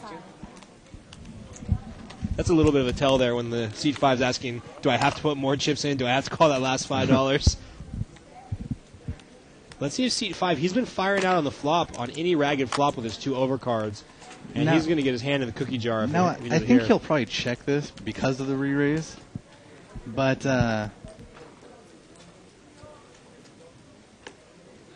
let's see what happens. If he does check it, which he does, see, I might have even check my aces, because if the guy's I think super so. aggressive, you check your aces behind. The guy with position on the turn, regardless of what's going to call, he's going to put in a, you know, he's going to put out a raise. Then you can do that, you know. It's like that future check raise move you might want to do. The best thing that could have happened there is seat 5, you know, turns his king, Right. and now he thinks he's invincible, and he makes out a huge bet there and almost pot commits himself when aces re-raises. I was going to Right. I usually do. Even if the blind is here, I usually come in. And just what we were talking about, just what you were talking about, Terry. If he kind of slow plays his aces there a little bit on that ragged board, the king does actually come that we saw with our rabbit cam, and seat 5 gets himself in a lot of trouble. I fully understand the protecting of your aces like they're your children type of move. You know, that's essentially why you do the re-raise. But the fact that an uber aggressive, to use one of your uber slang words, doesn't re-raise you pre-flop the way he was humming and hawing about it, he Yeah. obviously doesn't have a big pocket pair. So, you know, you can probably let him check. Want him to catch up a little bit. Right. And really on that board, anybody that's going to call you, you know, set of 9s, maybe if the guy's got 10s or jacks, but with the re-raise before the flop, you know, even 10s, jacks, maybe queens are going to lay it down there on that flop, so you're not really gaining anything. I don't think you're gaining a lot of equity there by betting. Right. So the next flop comes out with a jack, queen, king, 2 diamonds. And queen 10 actually with the best hand, although I can't imagine he feels that way right at the moment. He's in seat 7, so he has a little bit of position there. And just to catch you up to date, since you're in transit, seat 6 has been playing a little unorthodox, so who knows what he's going to do here on the turn. Flow looks good. I think that this is one of those situations where anyone who would normally try to bluff at a pot, the fact that there's so many players in there, you know, No. I stand corrected. Seat 8's going to make a play. I was surprised it wasn't seat 6. And let's see if 7's going to lay. Ooh. 7 lays down the best hand, saying I guess he could have beat either a king, a jack, or a straight. So Thank you. really the only hand out there he can beat is a total bluff. I think what's ironic about it is the fact that the bottom pair pairs on the turn, the fact that it is bottom pair, actually makes the bluff look stronger, being that the fact that if the king had paired on the board, you would have thought, well, someone would have bet their top pair. Exactly. Almost everybody bets their top pair for value, but you're right. Right. The under pair out there, you know, run like a little girl from the jack. Not that seat 8 was thinking about that at all. He was just thinking of firing some chips in there and hoping to take it down. Sure. But yeah, psychologically, I think you're exactly right. That's why it worked to his advantage. Raise. 25. Seat 8 under the gun. I do think that's a king 7. My eyes don't deceive me. King 7 offsuit and a couple suited, somewhat connected cards. Jack 8 suited. And King 7 picks up $7, man. He had to work for that one. Thank you. I hate raising in early position with totally horrible cards because it's just like the pucker factor is way too high. Right, right.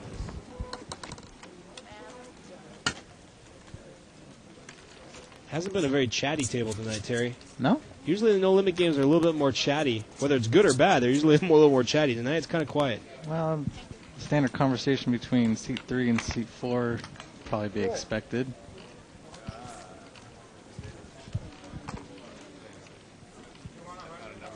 Poker Princess. She almost got herself another nickname the way she played that Ace-Queen earlier, but I won't repeat that live. At C2 with Ace-King brings it in for a raise.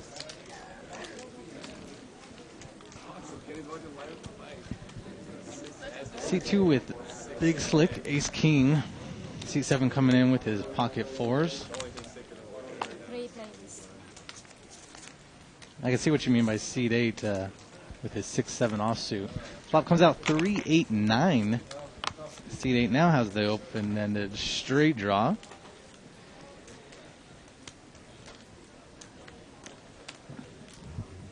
Pocket 4s, believe it or not, with the best hand at this point. Let's see if he bets it out here. Did he check it?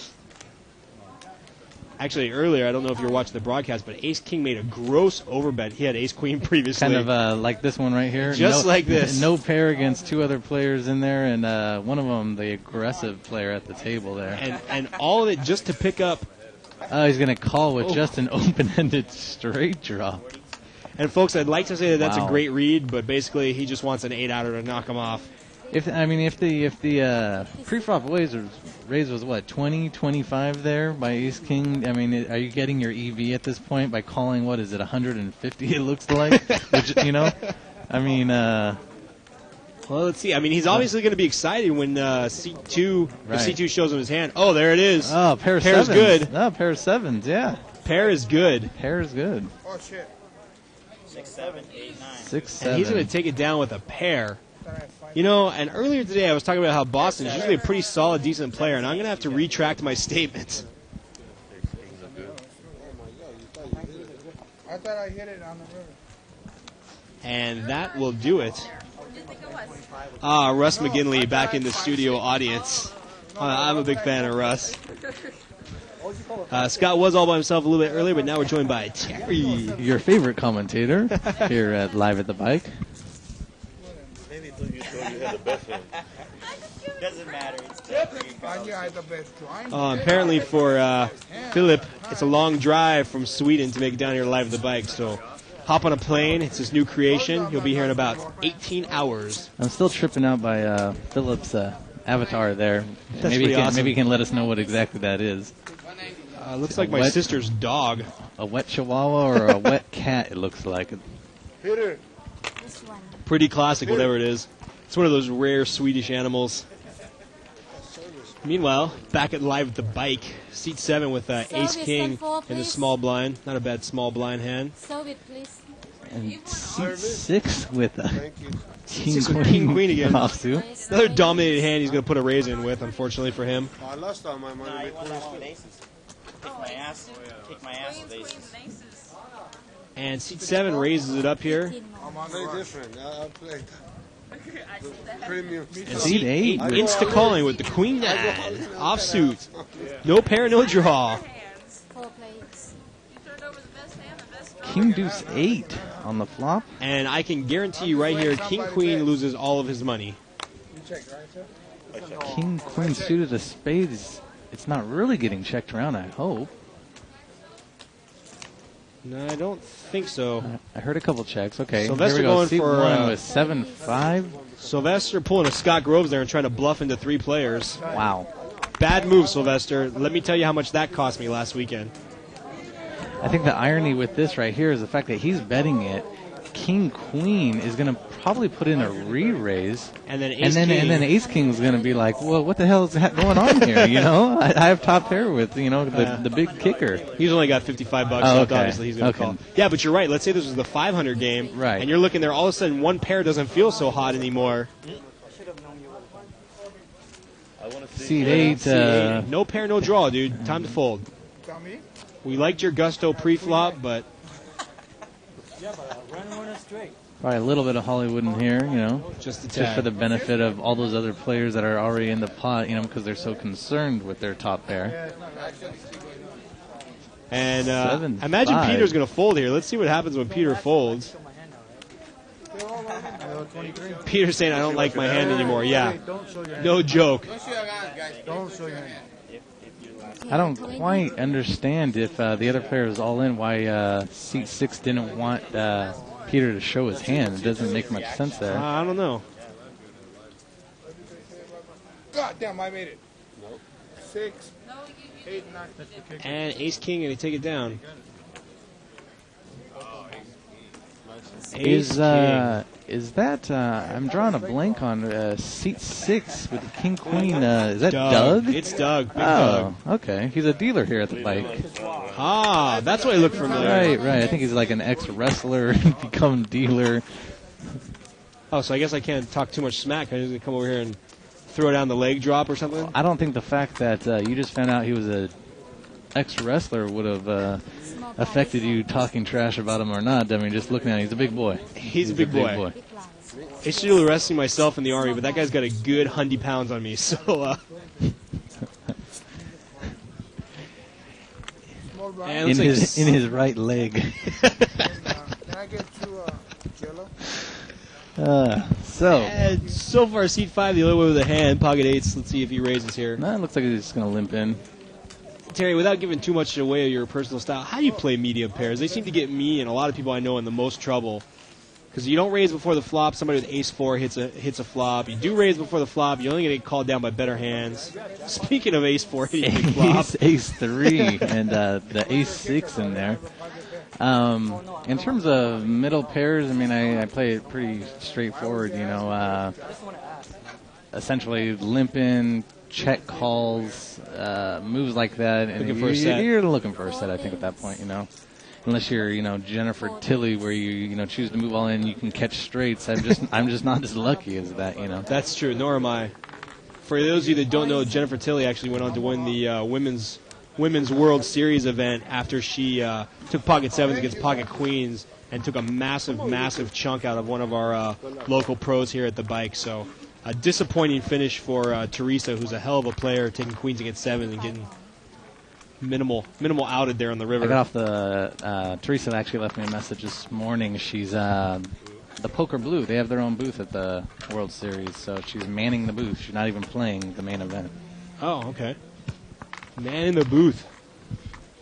And actually a couple comments here from players out in 2+2 that apparently made it into the bike recently. For some of our lower limit players, they're actually spreading a $1 and $2 blind, $40 buy-in, no limit game. Kind of for new players to the game, or actually old players that are used to only playing limit, kind of get their feet wet at a cost of only $40. So if you're new to the game of no limit, or you're trying to sneak in under the radar and get some no limit action, maybe that $40 game is for you with $1 and $2 blinds. It's not totally absurd to only buy in for $40. I think, pocket 8s is going to make the call. I think the fact that it's just a 3 out there as a kicker, you know, and that Doug only has a minimal amount of chips at that point. Yeah, I don't totally hate the call there. And the ace-6 makes the full house. Wasn't needed, but ends up taking it down with his full house. Good job, Doug. Good job, Doug. And really can't fault, like you said, because he's short stack, really can't fault Sean too much for that call, especially the way Doug's been playing. He might have king 3 for all. Right. C5 saying, I didn't think he had the ace. Well, obviously, I don't think you're going to put more money in there drawn to 2 outs, period. There was, I mean, I think that's another case in point regarding your EV and making a call like that. There wasn't that much money in there pre-flop. It's not like there was a bunch of raises or anything. Right. So the fact that he just bets out what appeared to be $75 on the flop, you know, what's the point of calling at that point? Exactly. And it looks like seat 1 here picks up pocket kings. Sylvester's done some real unorthodox stuff. He limped in with pocket jacks one time, limped in with pocket kings. This time he's going to shotgun it out.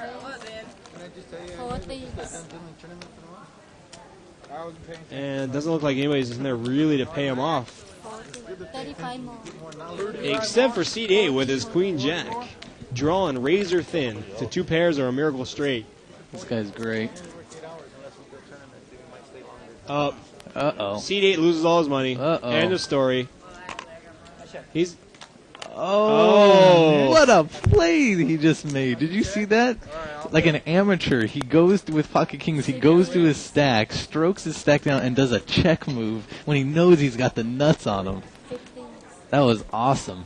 That was pretty sexy Peter play. Now let's see if he just smooth calls here, if he blows his wad by re-raising. Now, if you're going to make that play that quickly, I think some serious Hollywood is in order, and the fact that you know you've got bad position is going to, really... And here he just, it sounds like he said raise, he wants to know how much the guy has. Like, I think he blew it. If he just smooth calls there, Hollywoods it a little bit and checks, Seed 8's going to make a huge overbet on the turn. It can... Oh, no, my mistake. He just smooth calls. He pulled out on 100 and asked how much he had, and then... No, I think he's going to make the raise right here. Oh, here comes the raise. Yeah. Okay. To that argument, the guy makes, pairs the board with queens on the turn. He makes 2 pair. I think he got his extra 50 out of it, and, this is concerning for Queen Jack, but... Especially the pre-flop raise. I mean, Queen Jack has to know he's drawing either thin and or dead. And I think Sylvester cost himself the ability to earn another 150 right here. I really like the move on the flop. He grabbed that stack really quick and kind of put it out there like it was gonna bet, and then saw that homeboy was going to his stack for a call or a raise, so he got scared off by it. But it just doesn't make sense to insta raise, exactly like that. The only raise I would have liked here is a gross overbet all in. Because then maybe Seed 8 does think you're on like Ace King or something like that. But I think the only raise I would have liked on the flop is just an blatant, I'm full of testosterone, I'm pissed off, all in, you're not going to outplay me. Whoa. And then... Whoa. Seed 8 and he calls. Seed 8 just moved all in. Kings calls... Well, let's see what would have happened. Or does happen. And Queens loses 400. Wow. I think that was definitely a... Seed 8, I think he knew he was beat, but it was just one of those... I don't know how to describe it. Maybe you know how to describe the fact that he just moves all in. I mean, the way Seat won there, Sylvester, the way it played out was so blatantly obvious that he had the massive nut aces or kings, I think what happened there is possibly somebody's balls got bigger than their brains. And I have suffered from that affliction a couple times myself, but usually not to the tune of all of my money. Right. 430, he's got him covered. He's going broke here. And the sad thing is, I was just commenting before you got here on how Chris had made a strong recovery. He was down to about $40 about an hour and a half ago, and he made a strong recovery to just over 400. And now he is going to go to the rebuy tank, doing the walk of shame to the ATM. That is one of the many California slot machines that pays off regularly. Is that ATM at the Bicycle Casino? Yeah. If you can own an ATM in Southern California, either at a card house or a strip club, I guarantee you'll be a millionaire inside of 5 years. Right beside the old ATM and the old service charge, I really enjoy the cash advance of $25 charge cash advance machine right next to it. I'm a big fan when I'm broke, and to access my own money through my debit card, they're going to charge me $70 for 1,000 or something like that. That's my favorite when I give money away to get my own money. So Sylvester gets paid off by really the only player there that I think would have paid him off with just one pair. Well, that's one of those situations where Chris in Seed 8 is really living up to that party poker hat that he has on.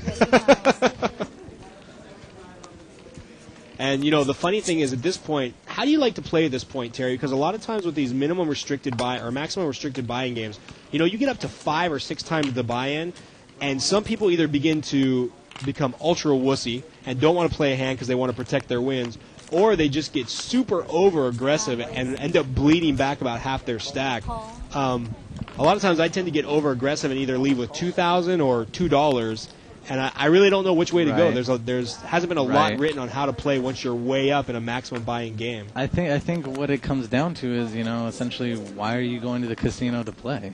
I mean, that's the answer. And the flop, Seat 9 flops the wheel. Ouch. Deuce 3-4. And nobody's really got much to pay him off. Well, top pair, I guess. Jack 4's in a top pair. I wished seat 8, however, was the one with the top pair. And he checks seat 9 checks the wheel, puts out a little what appears to be a $15 bet, hoping someone just caught that queen. And nobody there to pay him off. That's like a bad beat all on its own. So, anyways, Terry, you were saying, once you get up $1,000, what are you here to play for?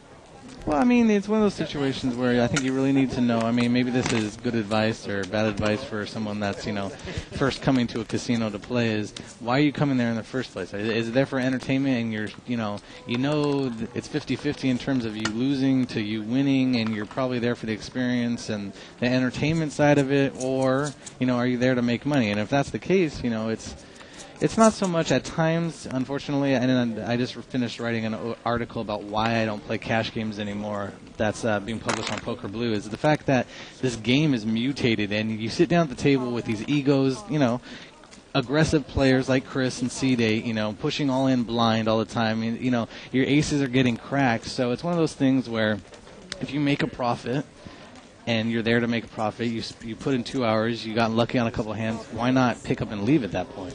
I agree. Meanwhile, a big flop developing here. Ace, queen, king, queen. Everybody gets a little piece of it. I agree. I come to the casino more. I would almost prefer to go on those $2,000 winning benders than to lose back $1,000 that I earn. So I'm kind of on the other side of the spectrum. If I have $1,000, I'm going to try to push a lot of little edges and make a lot of moves. And sometimes it gets me in trouble, and sometimes it. Ooh, ouch. This is going to be chaos here. Seat 2 is basically doubling up. Seat 1 is basically going to clean out Seat 2 once again. Right. Who caught what he believed was his miracle card on the turn. I would hesitate here, like he's doing. I really like his hesitation, and then I would put in maybe the minimum re-raise, a double raise, maybe something like that. I like it. Just like a feeler. Do you really have it? And the fact that he's got trip queens and he's got what appears to be Seat 2 that is with 120 behind. He's just going to be like, okay, I'm all in. All right. Drawing the 3 outs. And that wasn't one of the 3. No. But it looks like he just smooth calls there. So let's see if C2 is going to push it all in here. I don't mind that smooth call either, because the bet he calls instantly, of course, shows his full house. Ouch. And Boston says third buy-in. Ouch. Yeah, that's And the chips just keep getting slided over to Sylvester, who I was really giving a ton of grief to earlier because he was making some weird, limping with kings, limping with jacks, but he seems to know what he's doing here, and he's just gutting a couple of the more aggressive players at the table. Good for him. I think here's an example of what you're talking about in terms of a profit. Sylvester just, looks like quadrupled up. Oh yeah, he's up $1,000 in a 200 game in about 20 minutes. So I think as Mike Caro writes about in terms of when to get up from a table, when to stay, that sort of thing, he writes it's generally 20% of your profit. So if you in a situation like this, he's made probably as much profit he's going to make in a short amount of time. It's a good amount of money. Say he loses, he's up 800 right now. 800. He's up 1,000 right now. Yeah. So say he just gets a bad run of cards and he loses his 20%. He loses $200. I think you just get up. Get up and be done with it. You just get up. Yeah, I think if I follow that 20% rule that you just outlined, I'd probably be ultra rich. And unfortunately, it's hard to set that threshold for losing. Right. Looks like we have a family pot here with the flop coming out, King, Queen, 6. Nobody spikes a king, so let's see who the first queen to bet is. Probably not Queen Deuce. Seat 4 bets it out with Seat 4 2 pair. My mistake. 2 pair, yeah, Queen 6. Everybody just limping allowed the big blind to sneak in there with a monster hand, and maybe she'll get revenge here for misplaying the ace queen. So it looks like she gets called by Queen. What are we looking at here? She gets called by Seat 8. Seat 8 has got Queen Jack. Okay, Queen Jack. Okay. Oh, and if Queen Deuce would have stuck in there, he would have lost a lot of money, actually. I think, And Jen bets out, looks like 25 here. Let's see if Queen Jack's going to pop it or get away from it since the king's there. He's probably in a little bit of tilt after losing all that money with Queen Jack. I think that's probably the reason why he'll throw it away is, at this point he's thinking, man, I could be drawn to nothing right now. She could have top 2 with King Queen. Exactly. And he does throw it away. Yeah. And actually a little bit of miscue there on the screen. Our accident here. Sorry about that, players. Basically, Queen 6, obviously 2 pair was still in the hand. Queen Jack didn't pay off for the turn, and Queen Deuce, who would have turned 2 pair and probably lost a monster amount of money, got out on the flop. Luckily for him. So there's the disadvantage, folks, of letting everybody limp in, including the blinds. You're going to get yourself in big trouble every which way but loose. Were you watching live at the bike last night? I signed off with the all-time classic, same bat channel, same bat time, and I've already heard from like 8 of my friends on what a loser I am. Really? Yeah. Really? When I was at the house, I was trying to do the log on to the 2+2 so that you could see some of the comments. I really enjoy the Uber comments as well Uber. as the Insta call. That's my favorite. Looks like seat 1 here had made a raise in position with 6-5, 6 deuce suited. And here's what we're talking about. He's got a chip stack, 6 deuce offsuit, and he shows the bluff. Nice.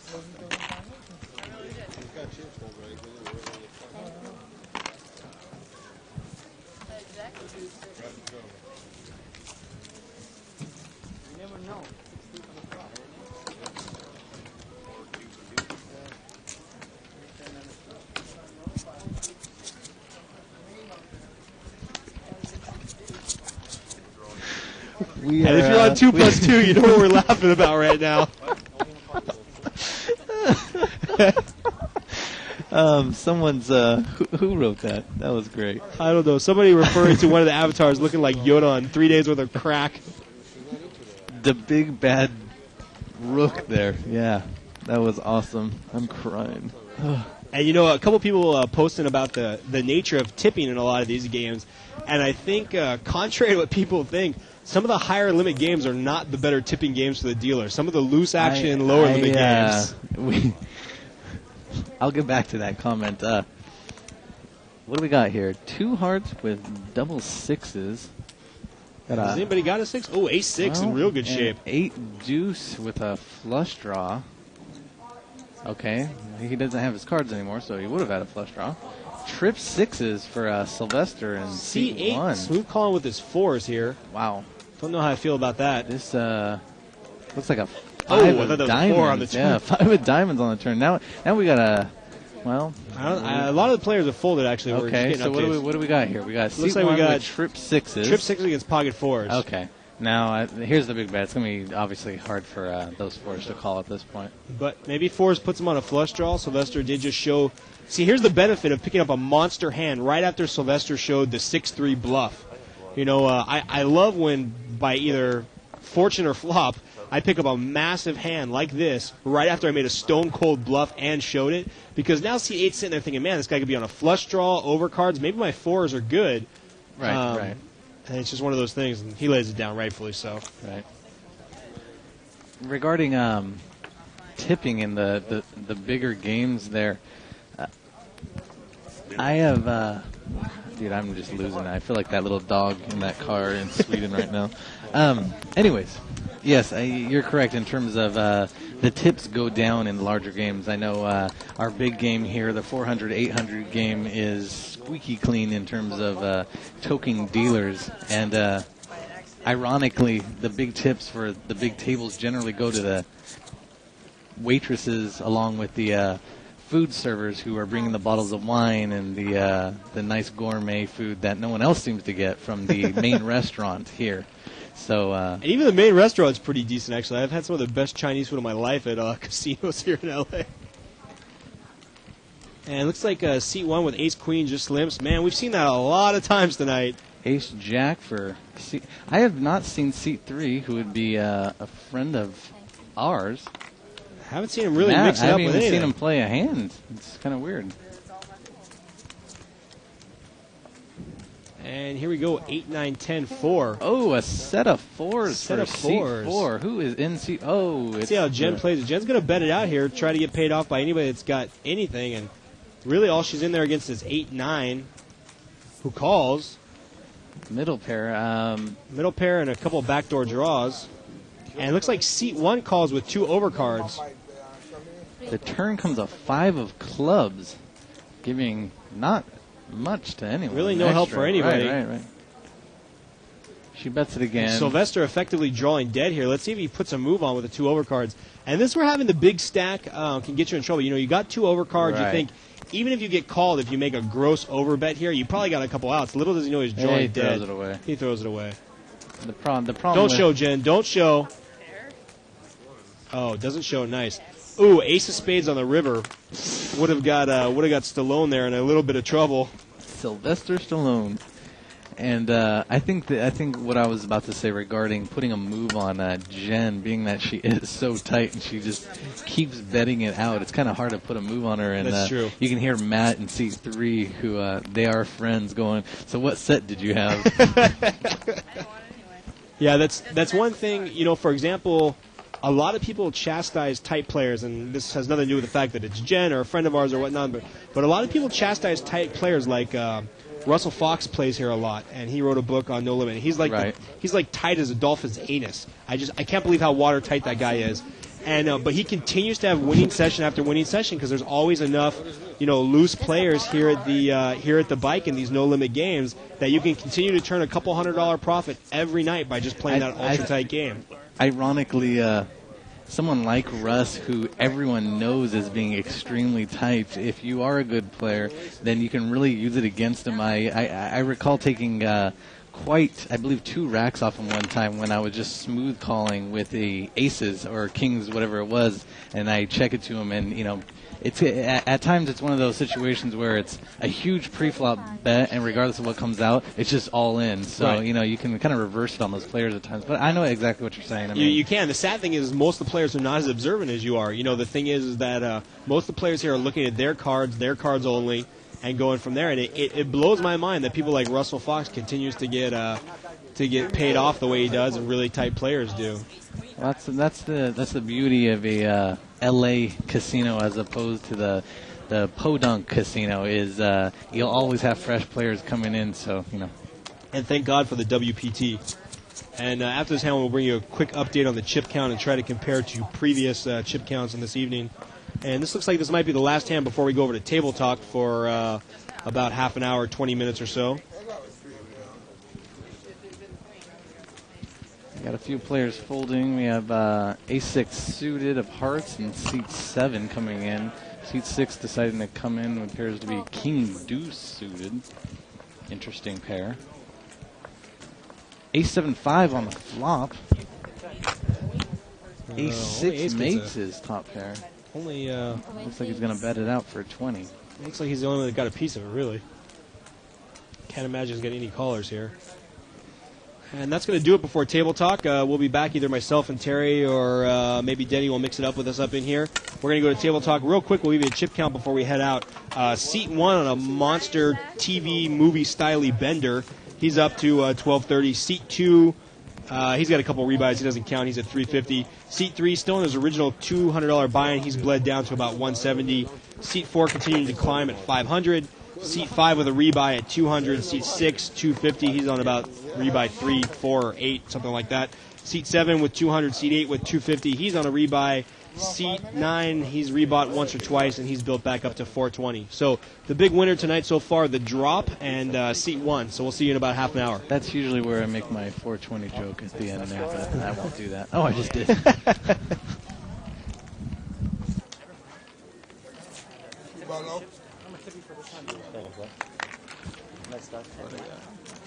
First dance, you come, gives me 7 deuce. Get back to your food, man. What? Get back to your food. You got it. Is that watermelon? Looks good.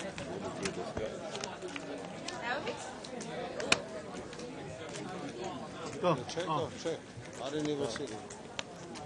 You checked again. 20. Show. My favorite 2 cards, man. King, queen. Queen Jack. Had them all night tonight. I knew what I had, right? Good enough. You knew what I had. Thank you, Clive. No, he's king. You knew what I had. King, queen, at least. You recovered from those kings yet? Then when the king showed up in the check, I knew you had king. Just. Oh, you heard about that, huh? Oh, yeah. That's what you queen steal. That's right. Table talk? Ah, Derek, what the hell's wrong with you, man? You're eating. I'll get back to you when you're done. Hey, food over there. It's just an African place. Just a little bit of food. Oh, that's me, dude. No, it's about 160. 160? At least, yeah. We'll count it. I'll put it up top. I mean, you guys going to go all in on the flop? Please do. I'm waiting for you to go all in. Alright. I either hit it or don't hit it. 100 back of your red. All in. All in, you said. Crap, then you open two Either hit it or not hit it. Oh, you had the best hand. It doesn't matter. It doesn't matter. What do you want me to do with I think I I might know, have I the know. best draw. Thank you, sir. I should be tipping you, though. Opening straight. If I was in hand, you would do that too. 6-7.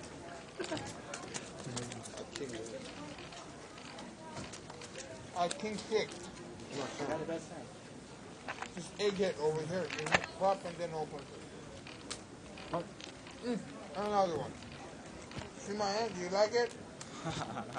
He gets this way after a couple hours. Let me slap. It's a little feisty, huh? Oh, bitch slap. All right. No problem. You don't like that shit, too. Sick play. Hell no. But she does it to me for sure, all the time. Go ahead. Huh? Yeah, she beats me up all the time. Go ahead, sir. Oh, I believe her, too. Wow. I got to go to the car park this week because she messed me up. Fuck you up? Trashed my leg, dude. Hurt me. I'm absolutely getting nowhere tonight. You what? My leg got kicked. You had heavily started. Queen jack. I'll tell you Not that. Queen Jack, man. Suited. They all long. All right, gentlemen. Have a See good you, night. bro. Take care. Sir, thank you. Seat open. Give me 10 more minutes. Live at the bike. Seat open. Two bigs. Big, What do big. you see open? Who left? Is this my little white guy over there? Two bigs. Oh, 2 bigs? Yes, sir. Alright, got some in there. What's up, Terry? How you doing, bro?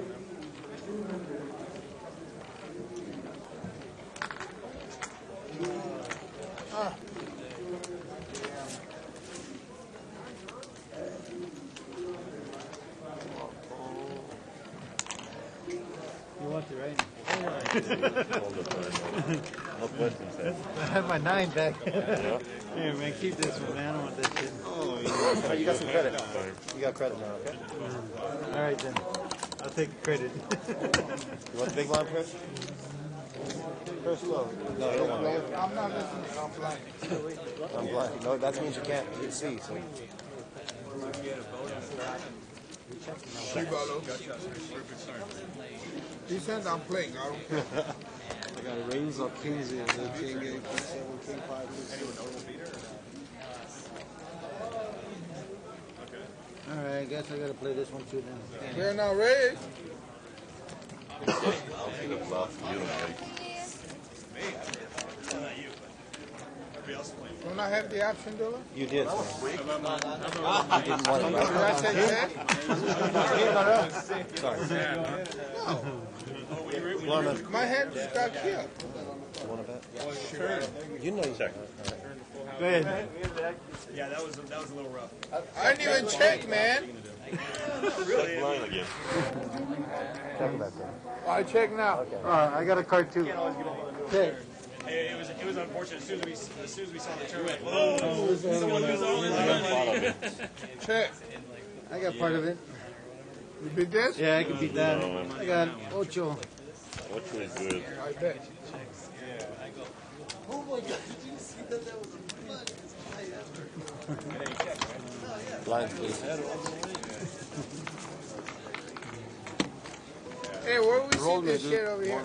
Small bar. Go to live at the bike. Just go to the bike website and you can get on the archives.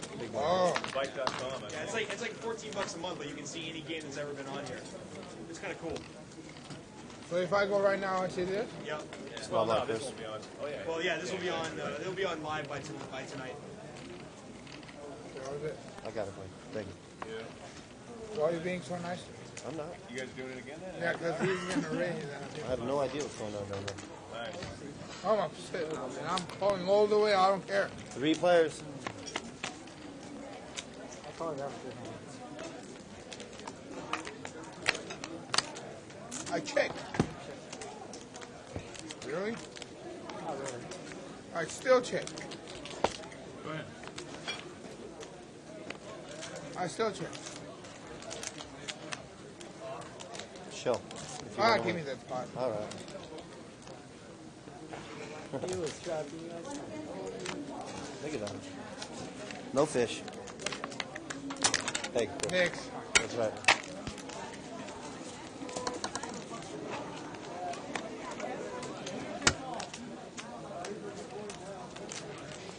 I like the chicken, sir. Did you order me one too?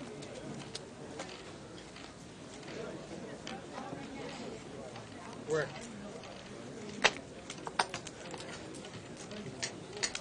$25. 20 more. Billy, you have to announce $20 rate. I think you did. He's right there. The customer's right there. Bullshit. In this case, yes, sir. Thank you, sir. Go to my dad's shop now. You'll find out if the customer. Oh, yeah? He doesn't do Fucking auto. kick you out with the fucking shotgun and shit. Big blind bet.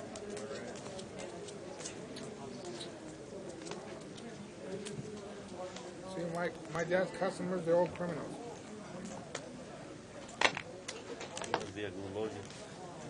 What? What happened? No. He's a bail bondsman. Okay.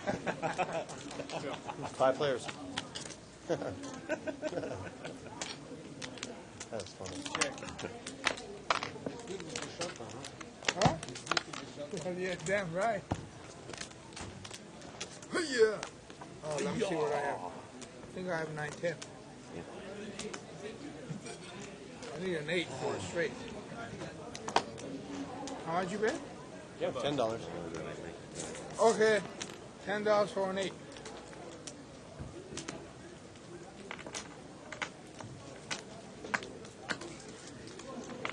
Thank you. It's not Nate. Check. Okay. Go ahead. Show your hand. Oh, king. King good. King and an 8.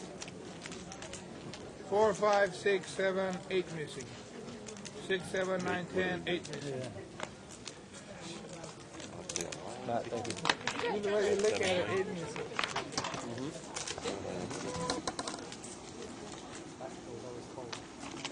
Where's the lights on? No. Baller. Oh, wow, yeah.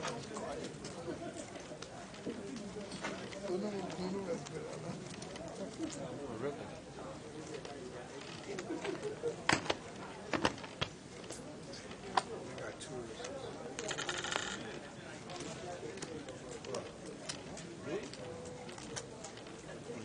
$25. 20 more to go. 4 players. I'll check mine. Check line. 40.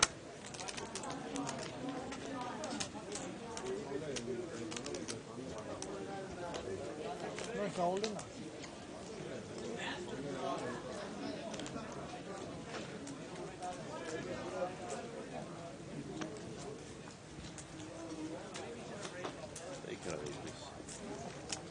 Nobody called? I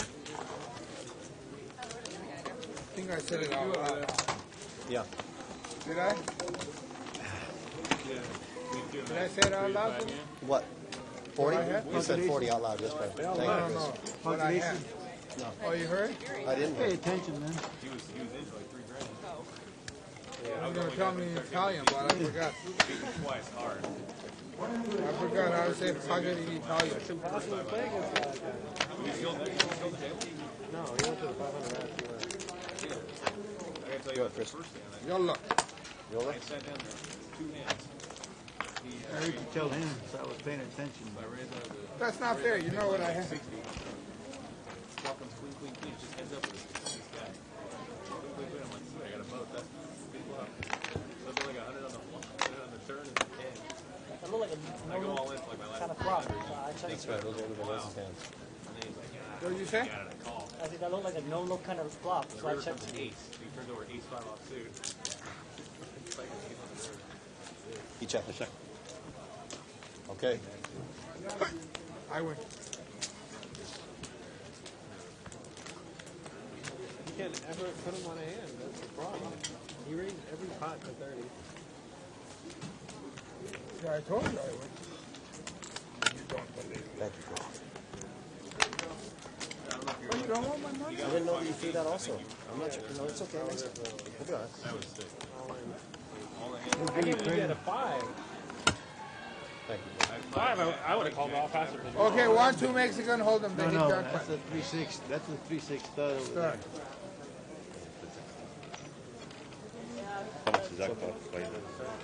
What's up, bro? How you doing? $20,000. No, Here you go. 10,000. They must have hit it the other night. Probably take it. You know what, dealer? I don't want to play no more. Okay, goodbye.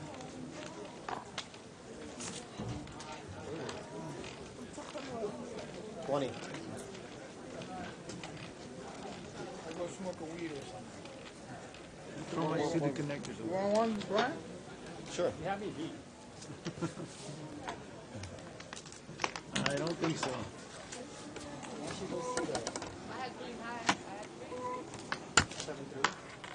You have me beat. I have a 3 and a 4 diamonds, man.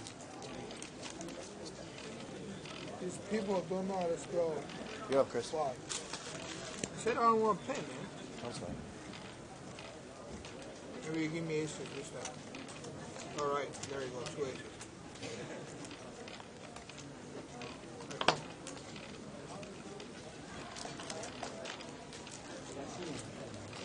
You guys looking at my car?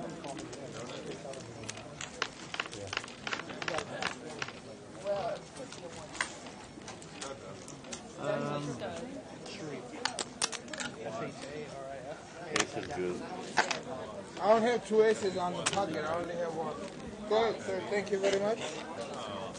I don't pay attention to cards. Yeah, don't. There ain't no good cards anyway. Thank you, Chris. Chop. Yes, sir. I chopped it. Okay. I had a question for someone. I tried to get to the archive, That's a big one, Chris? and I paid the $50. Which part of them I don't want to play, you don't get. Won't let me in. I don't know how that works. It's not on the bike. Somebody raise me, okay? Go to the little window on the bottom right and Joker game day. Right. You can't find it back on? Yeah. Oh, it's true, guys. You're not And raise to 10. ready, okay? You want to talk to him right now? That's okay. That's all right. Six this again? No, 7-4. Where all this is being done. Okay. You just choose on the right-hand side, Time. there's a banner, like if you see Shirley's picture, Right. page, there's a banner that says on demand, Right. and then you click on that. Right. Okay. And then I get to the Joker Gaming website, and You use your email with whatever password. 35. When did you sign up? Because it's only for a month of access. is it a month or that? Only thing I was thinking, I think I signed up like on the 27th or something. I didn't know if it would cut me off like in 3 days. Oh, no, but it's for a month. If it's for 30 days, then I definitely have them. Right, thank you. Appreciate it. Which one's the big one? Since the dealer's not doing it, I have to do his job. Thank you, dealer. Sucre, sucre. What? Sucre? Muchacho? What? What? I don't know. Say it again. Sucre? What Why are you talking don't to know me in nothing Arabic, about man? that. I don't know. I'm taking a I guess. don't speak no Arabic. He speaks Italian. I made that mistake already today. 2 players. Oh, yeah. I check raise. 2 players. There we go. Dude, how can I check raise if you don't bet? I still check raise. Go ahead. I bet this time because you ain't betting. 40. I knew 10s, but the jack kicker. It's good. Why'd you call? All right, thank you. Lines, please. Thanks, Chris.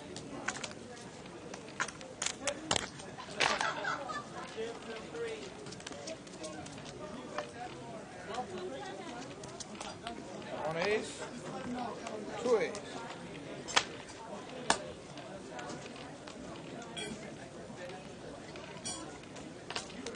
Raise it, make it 15.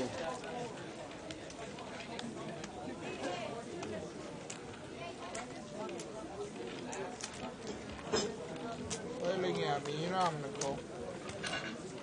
Oh shit, but I'm still gonna call. 4 players. Maybe I flop it. There you go, I flopped it. Now what? Who's gonna bet now? 50. Who raised? You raised. No, she raised. I did. No, you raised. Set no good?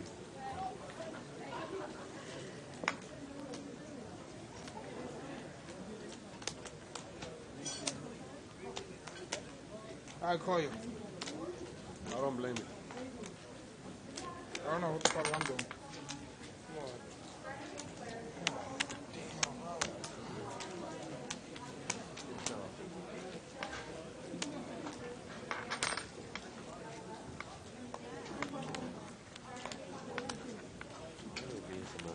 $111 one. How much? 111.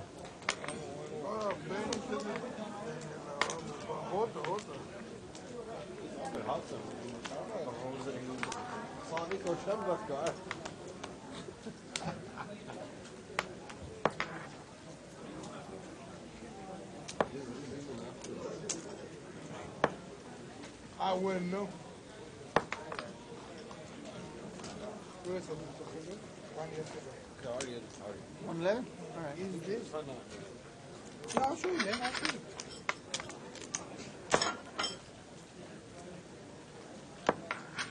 Fucking give my hand away now.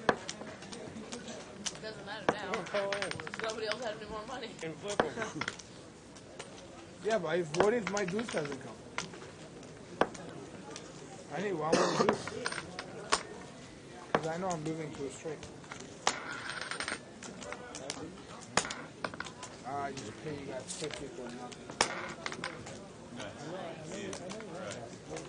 Deuce! And another one. Alright, one more flush. One more stay. One more. Thank you, I win.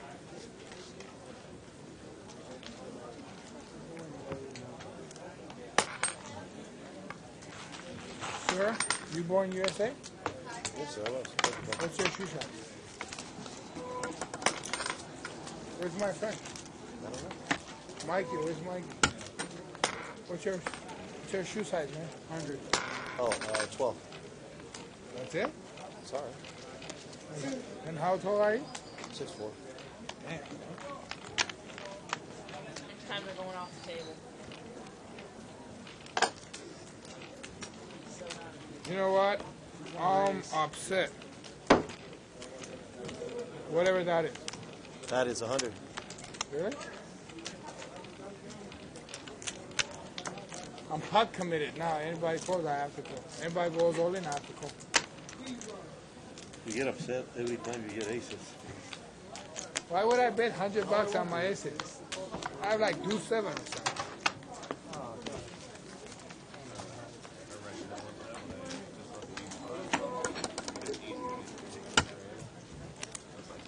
Thanks, Chris.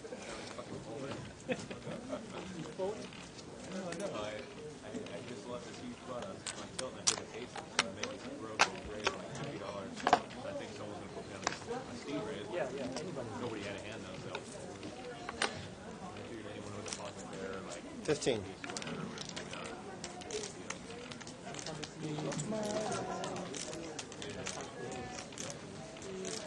You closer? How much money you get? 150. Yeah.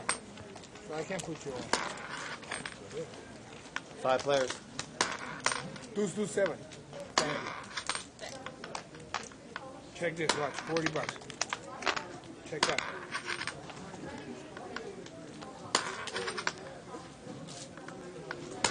You guys check that? Want to see what I have? Yeah, maybe. Made the same shit. I'm guessing. You guys want to see what I have? Thank you. Go to, Go to archives. what's the website? The archives. Yeah, go to Baghdad.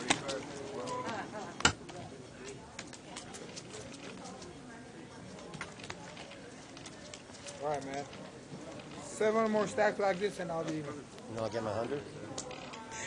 Oh, I'm not serious. Are you serious? No, for sure. 20. 20. You beat me to it. Yep. So why don't you just make it 40?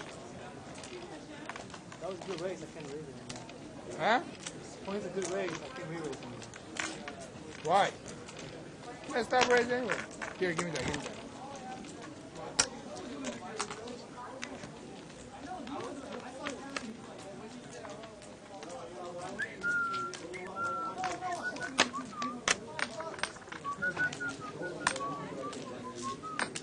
Hey, Jack, huh?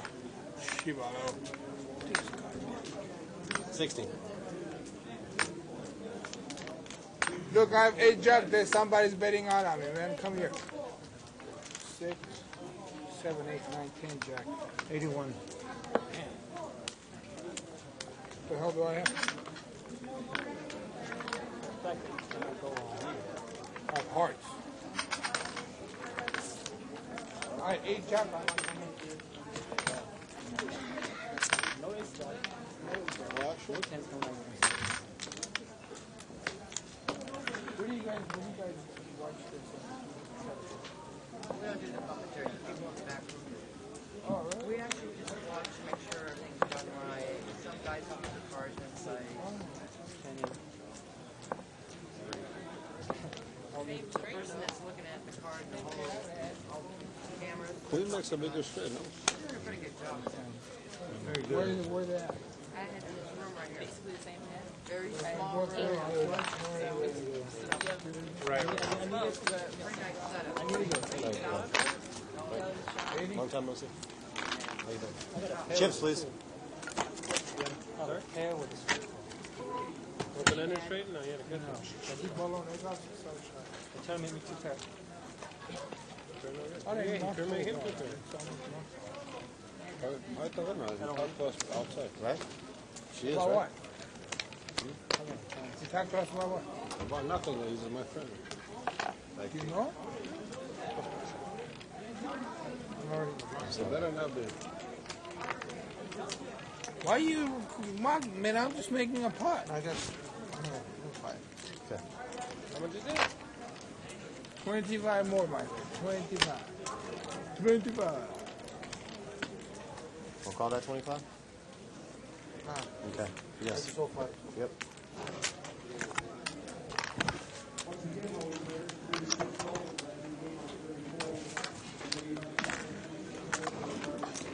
Thank you, please.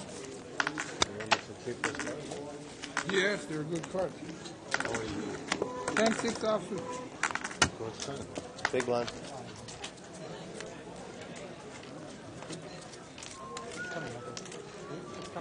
Yeah. Yeah, oh yeah, oh yeah. Hold up. You said what's coming in the setup? The service. Oh, the service, yeah. Food service, right?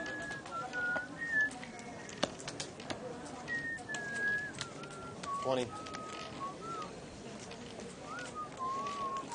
2 players. 7 deuce, Dylan. Come on. Excuse 7 me. deuce. Yo. Chips. I check. Chips. Make it interesting, you know. Give you a little bit of action. 15 more. Make huh? it 50. 50, there you go. There. Yeah, can you get me food service, please? I thought it was $50 rate. much we got? Oh, I got two something. You hear me cover. I was just doing it just like, you know.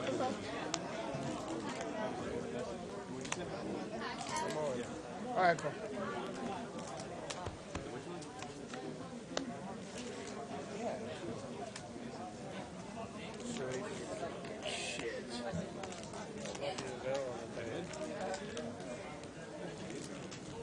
Yeah, I give him a hard work. More than paid on Oh, yeah. How much you got? He's got him covered. I got him covered.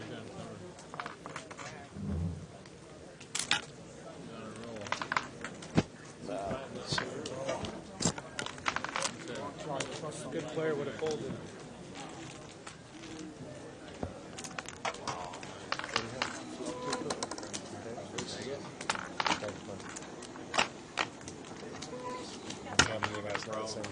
No limit, it has to be last one. Did he get his 2 pairs in return? No. Same No, we got. Look at him. Consult him for me. He was on the flop. Consult him. Wait, ace 6 or ace queen? I took a lot. He's not gonna listen to anything right now. Yeah, right? Chop it? Yeah, yeah, yeah. Wow. Sorry. Boy, he's gonna be burned for that. I know.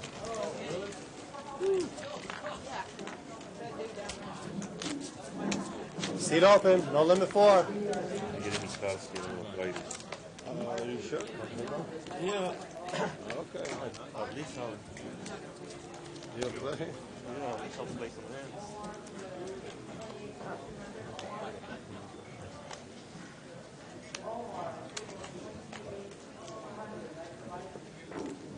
20. Play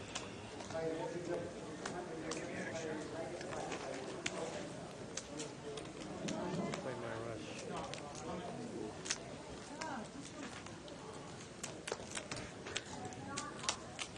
3 players.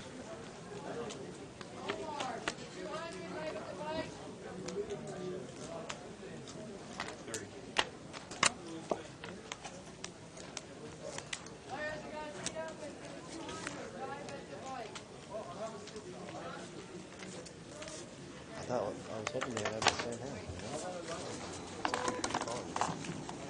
I would have a conversation first. Just fucking made a yeah, small blind, big blind.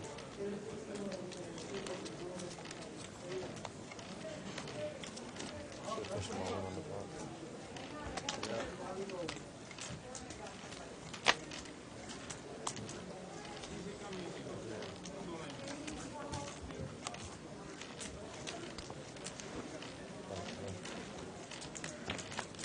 Six players.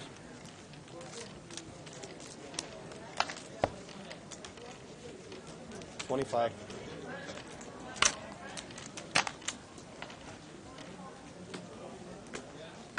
Two players.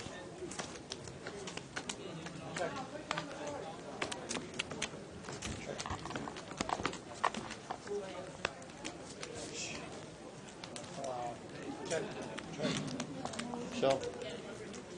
Hit a board. Oh, you're so lucky. Lucky is on the bus. I had a first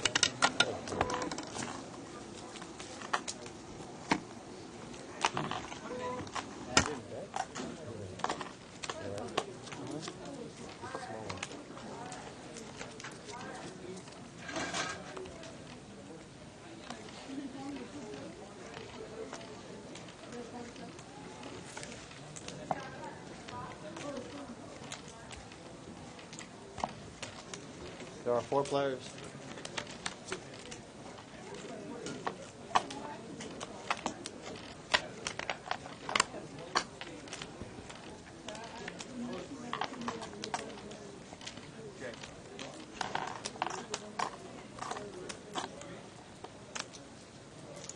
time.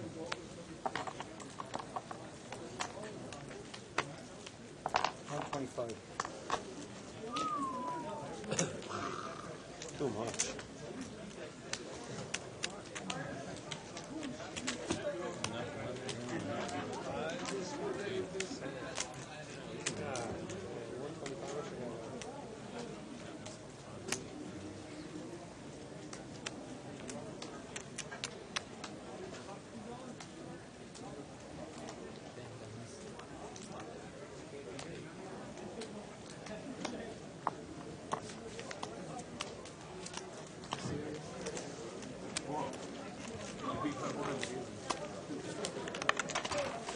Lines, please. Huh? So the one you can leave it outside. Huh? What do you have them on? A straight or something better than ace 3. We did. Brian, you didn't call them 2 pairs, man. Right. Exactly. Then I commit myself. No, Well, I'm surprised you didn't call, man, with that. 2 pairs. No. I thought you would have called in a heartbeat. I had another ace. Right. I had ace 5 back. Oh, we just watched 2 pairs. Make it 10. 4, ace 3.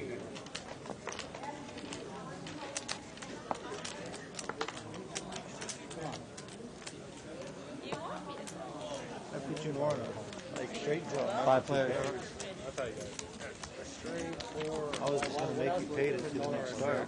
No, yeah, good bet. Okay, fine. Did you check? Go ahead. Both did. We're trying to protect our 2 pairs. I bet 25 into a $10 20. pot or whatever that was. I was better enough so you wouldn't call the next card. Right. 40. You didn't know that. If you had to- You saw my cards, you would have put some. No. If I had that, I would have called. Yeah, no, but you thought if I had open end straight or something. See, that's where we go look at the river card. No, I'm dead. Maybe we chop it. Well, they're on there. It's there. You put it there? I just want to know if I don't even want to be with that. I get a 3 and a half. Guarantee you 3 was coming probably, man, the way my luck is running today.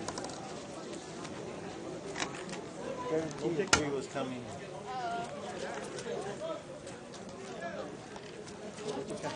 Yeah, 6 on the river. Shot.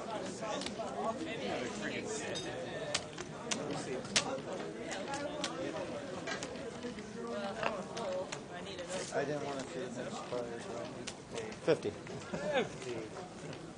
What the hell does that mean? $50. You like this $5 coin?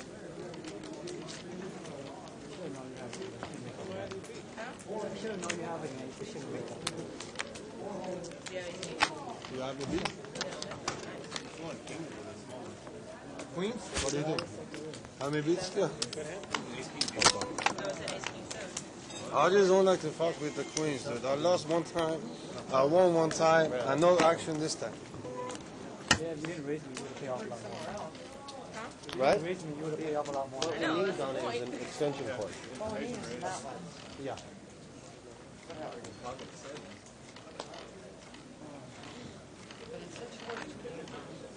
Could be tapping down something. So are those. Just stepping on them down there and stuff. Yeah. Right. 25.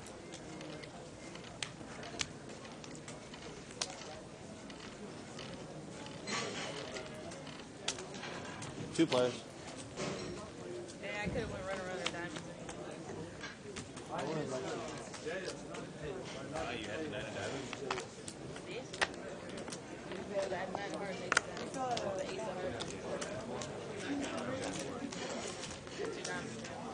Sure, thank you. Appreciate that.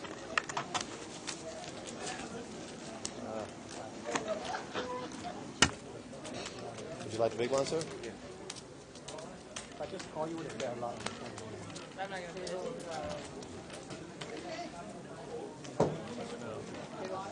Well, it depends. How will it come? If a 9 comes, I'll probably bet. Or another ace. Here you go, play. There's 100.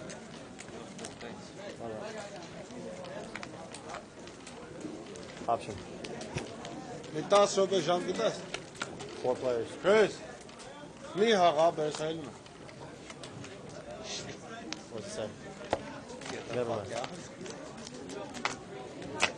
Okay. Let's go, buddy. Tomorrow's another day. That's right. Been raised.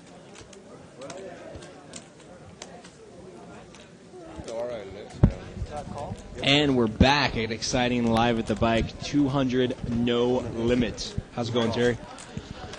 Good. That quick little snack did me good. Nice. I'm a big fan of the big burrito. 40. So back to the action. And it looks like while we were gone, we finally saw the demise of Crazy Seat 8 Chris Looks like AJ's moving over to seat 8, and we got Ass, initials AS, in seat 7. We'll get a read on his name here in just a moment. AS. AS. I'm going to go for Albert. Maybe Aaron. I'm going to say a shot. A shot? Yeah, it's our meeting name. Pretty common in Glendale, Burbank area. Oh, okay.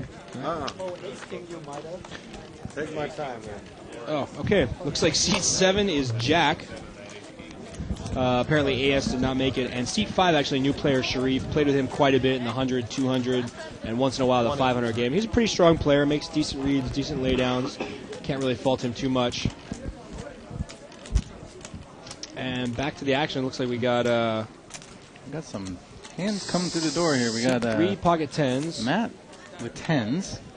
Jennifer and 4 with pocket 7s.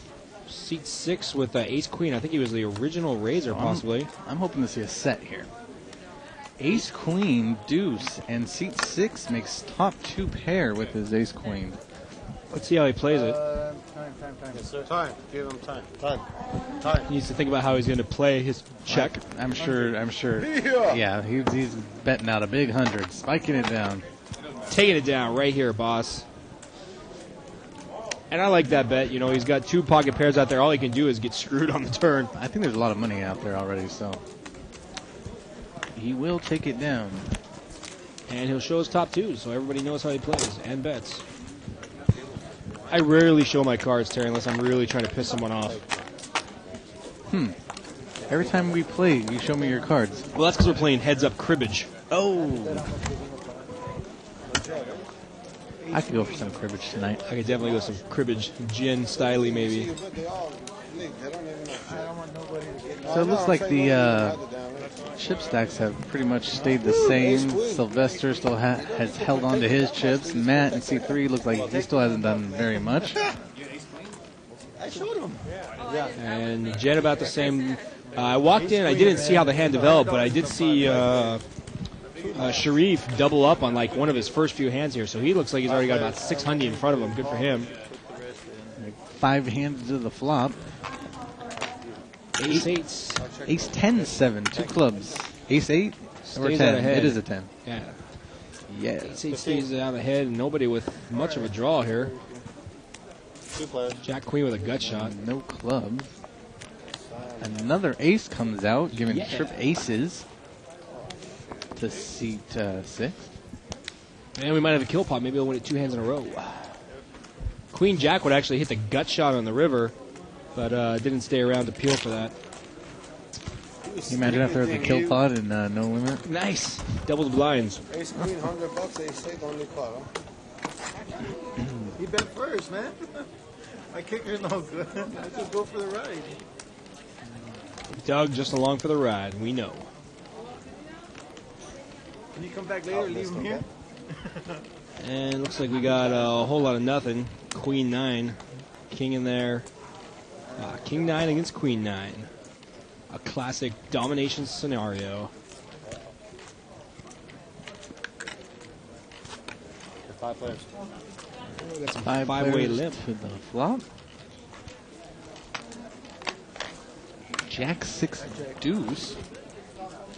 I don't know how seat 1's in there, but he's in the small blind. He's the one that really connects with the flop. 8, yeah.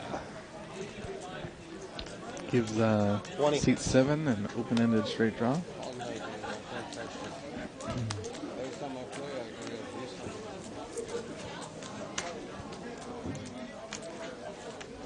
Two players. And 2 pair. 2 pair for 10-6. Not going to do it for the open-ended straight draw. He effectively missed. Now he knows the only way he can win by bluffing. Let's see if he goes for he's calling. No, he's throwing away. He said something. I was going to say that's a big call with 7 high, boss. You can beat effectively 3-4, and that's it. Well, 3-5, I guess. So it doesn't look like we missed too much exciting when we were out and about. Apparently Garland, one of the 2+2 posters, threatened to actually come down here and put the money where the mouth is and throw down some chips. We'll see. We'll see when he gets here. We'll commentate on his play too. How have a couple comments on 2+2 regarding seed 8 and I think our previous seed 8, who's now gone. Right. And it always cracks me up how people want the worst players at the table to go bust. I want them to go bust to me, but I want them to continue pulling out more and more money. I like to see those players at the table. Looks like seat 5 with Ace King. Well, I'll be brought in for a raise. I think those are his 3 chips in front of him. He has 20 to call. And everybody's going to fold around.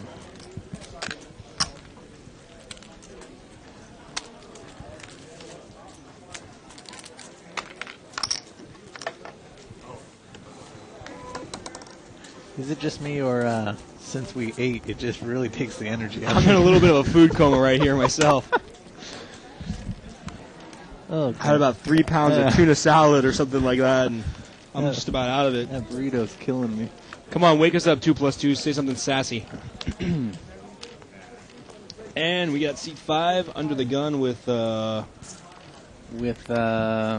Ace 7 suited. My least favorite hand. It's right there with Ace Jack.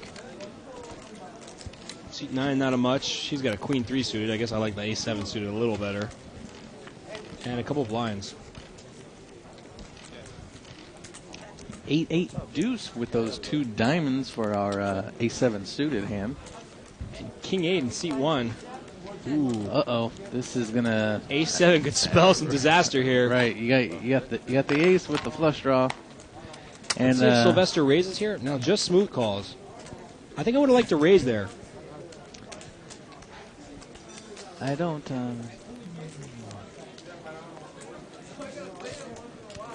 Full house. There it is. And I think if he would have raised on the turn, he would have got Sarif to put in a little bit of extra money. But I think the King of Diamonds on the river would have been nice. Oh yeah, kind of a nice, sexy card.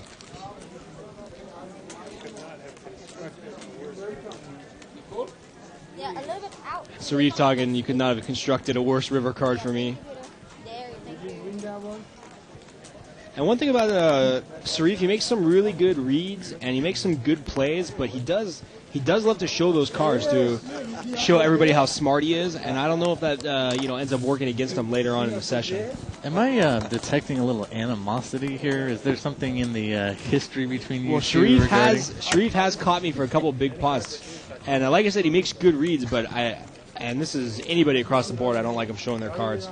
That's why I had a lot of respect for previous seat 5. He wasn't playing absurdly strong, but he was playing a solid, no information game. But yeah, I have got caught with my hand in the cookie jar a couple of times against Sharif. So I'll continue to chastise him until he has the What power. do we have going on here with seat 9?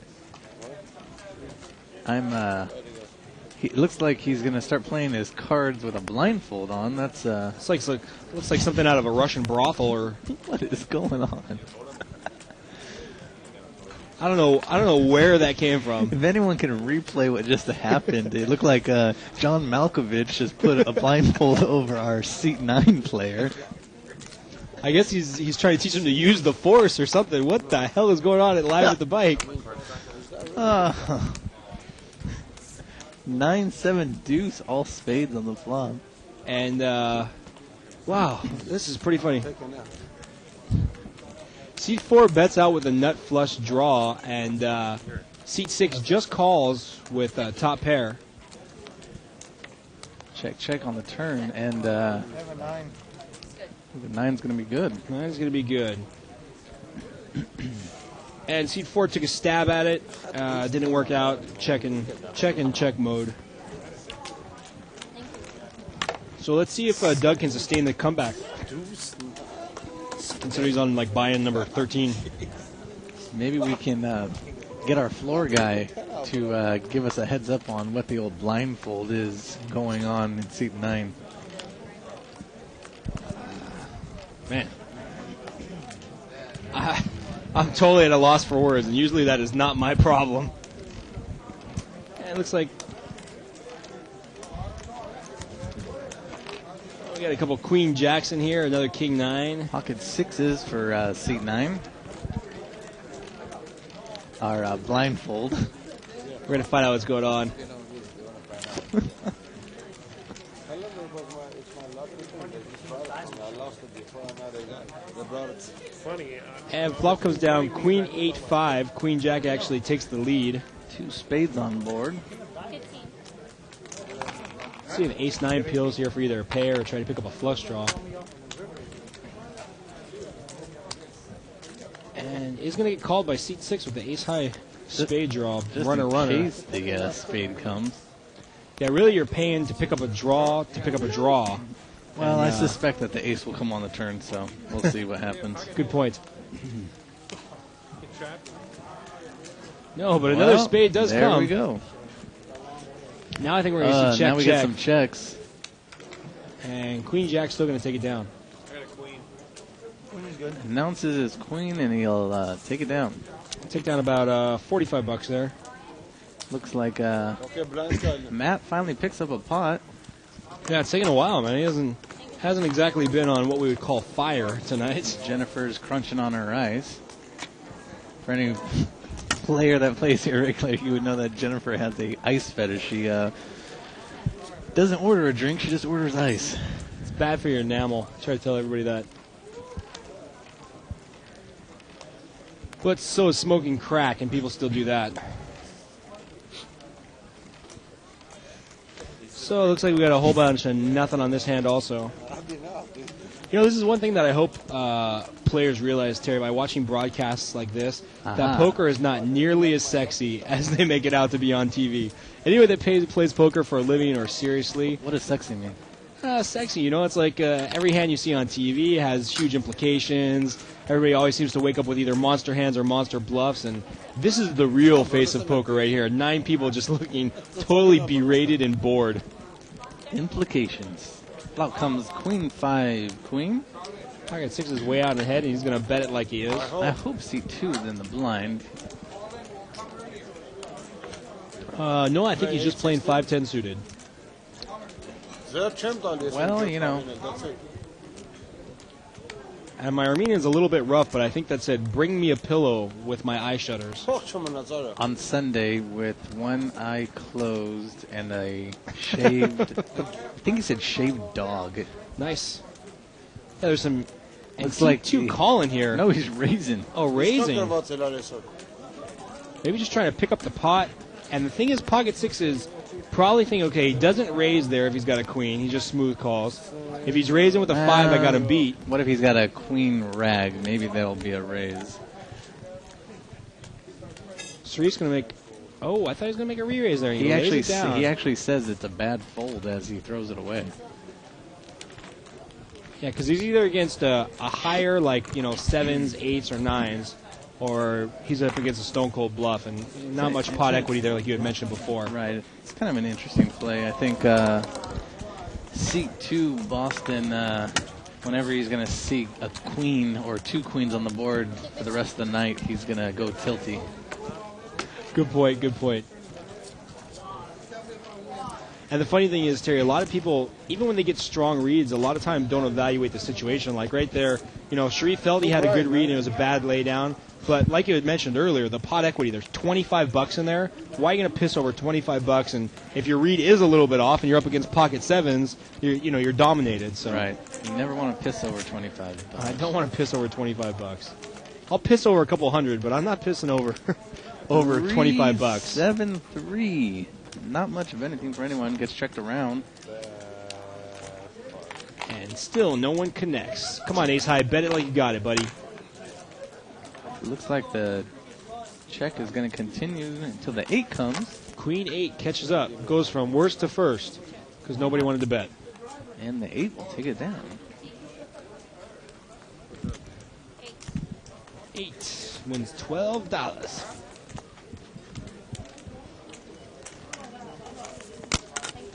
And moving on. I haven't seen AJ go for the rebuy, but I haven't really seen him get in there and play or mix it up all that much. He's kind of just been hanging out in the fringe. Previously in seat 7, now in seat 8. And he seems to really like his card topper. I think I've seen him play with that more than I've seen him play any cards. Is that a live at the bike spinner? I don't know. It looks like the baggies on the tables the general pass out of the Live at the Bike spinners have Nice. been allocated. Come down here and play Live at the Bike. Get yourself a free spinner. I actually have a couple spinners that cost me about $400. So, yeah, because that's how much I lost the night that I played to get that free spinner. Oh. I got this really nice looking spinner from a tournament. That only cost me like $300. So, have a couple $400 hats. Is that a jab at me? No, it's me. Okay. I got a couple $400 hats, $500 hats from the bike here. Winning, I think I have 3 winning of the green hats that probably account for my car payment. I thought that was maybe a jab for the last tournament you put me into. Oh, no. Ace 10 here with a nice flop. Hits his ace high. Ace deuce 7. Who says deuce 7 is no good? Yeah, 1 out of 1,300 times, you're going to hit a monster flop and take $20. Sam Farah. See ya. Ace will take it down. So it should be interesting to see how days 2 and 3 of effectively day 1 go at the World Series with so many big names dropping the first day. And I mean, I mentioned it earlier, I don't care how much money you have or how much of a pro you are and you can get over it. Paying $10,000 for 22 minutes of tournament action just really must suck the big one. Well, online qualifiers, that was the majority of where they came from. I guess the count for today was 5,600 in the cage at this point, so it looks like, they're not going to, explode with the amount of players that they thought they were going to have, but it is a lot. Yeah, I was seeing a preliminary breakdown, shows first place taking somewhere around $7 million. Right. And this time we got a lot of kings out there. Pocket 8's actually in pretty good shape in seed 3 with a lot of the overcards being counterfeited. And here comes the flop. The flop is 7-4-3 on the flop, rainbow board. Sexy flop for Pocket 8s. And he just checks. Interesting, gives the flush draw to the king jack at this point with his overs. I don't know if he was maybe checking, expecting that either 5 or 6 would bet. But, well, I think a check call maybe is what the move is going to be, and, he bets it on the turn.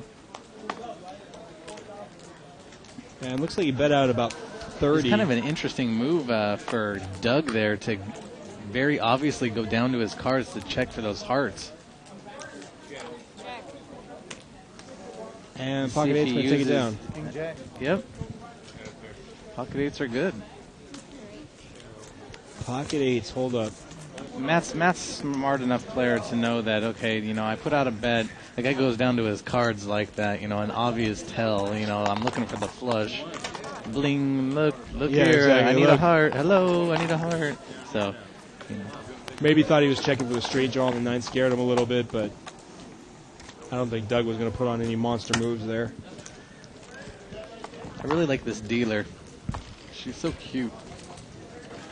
I thought you were going to say something pertinent, like she's effective or she manages the pot well, but who am I kidding? She's cute. That's about all that really matters. What is this, the poker show? Crazy. She's cute.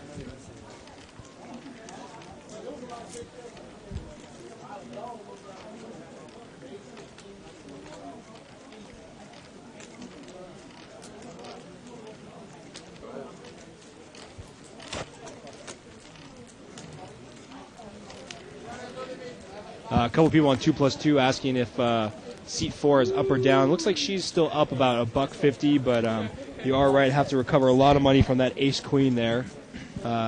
Seat 9, yeah, we're not sure if he's trying to be a pirate or what he's exactly doing there.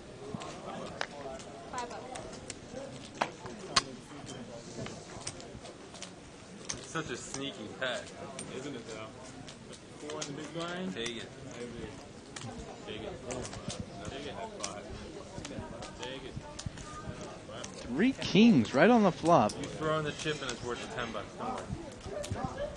And no one's got anything. This is generally where at the table someone will go, what if someone had ace king and an ace came on the turn? Sure. Someone had pocket aces? Would Then be that would be a jackpot. Yes. You know, the funny thing is, as much as people talk about it, if there's going to be a jackpot hand, it's taking care of itself. No one needs to talk about it or, shh, I got an ace. It's going to all take care of itself if there's a jackpot hand.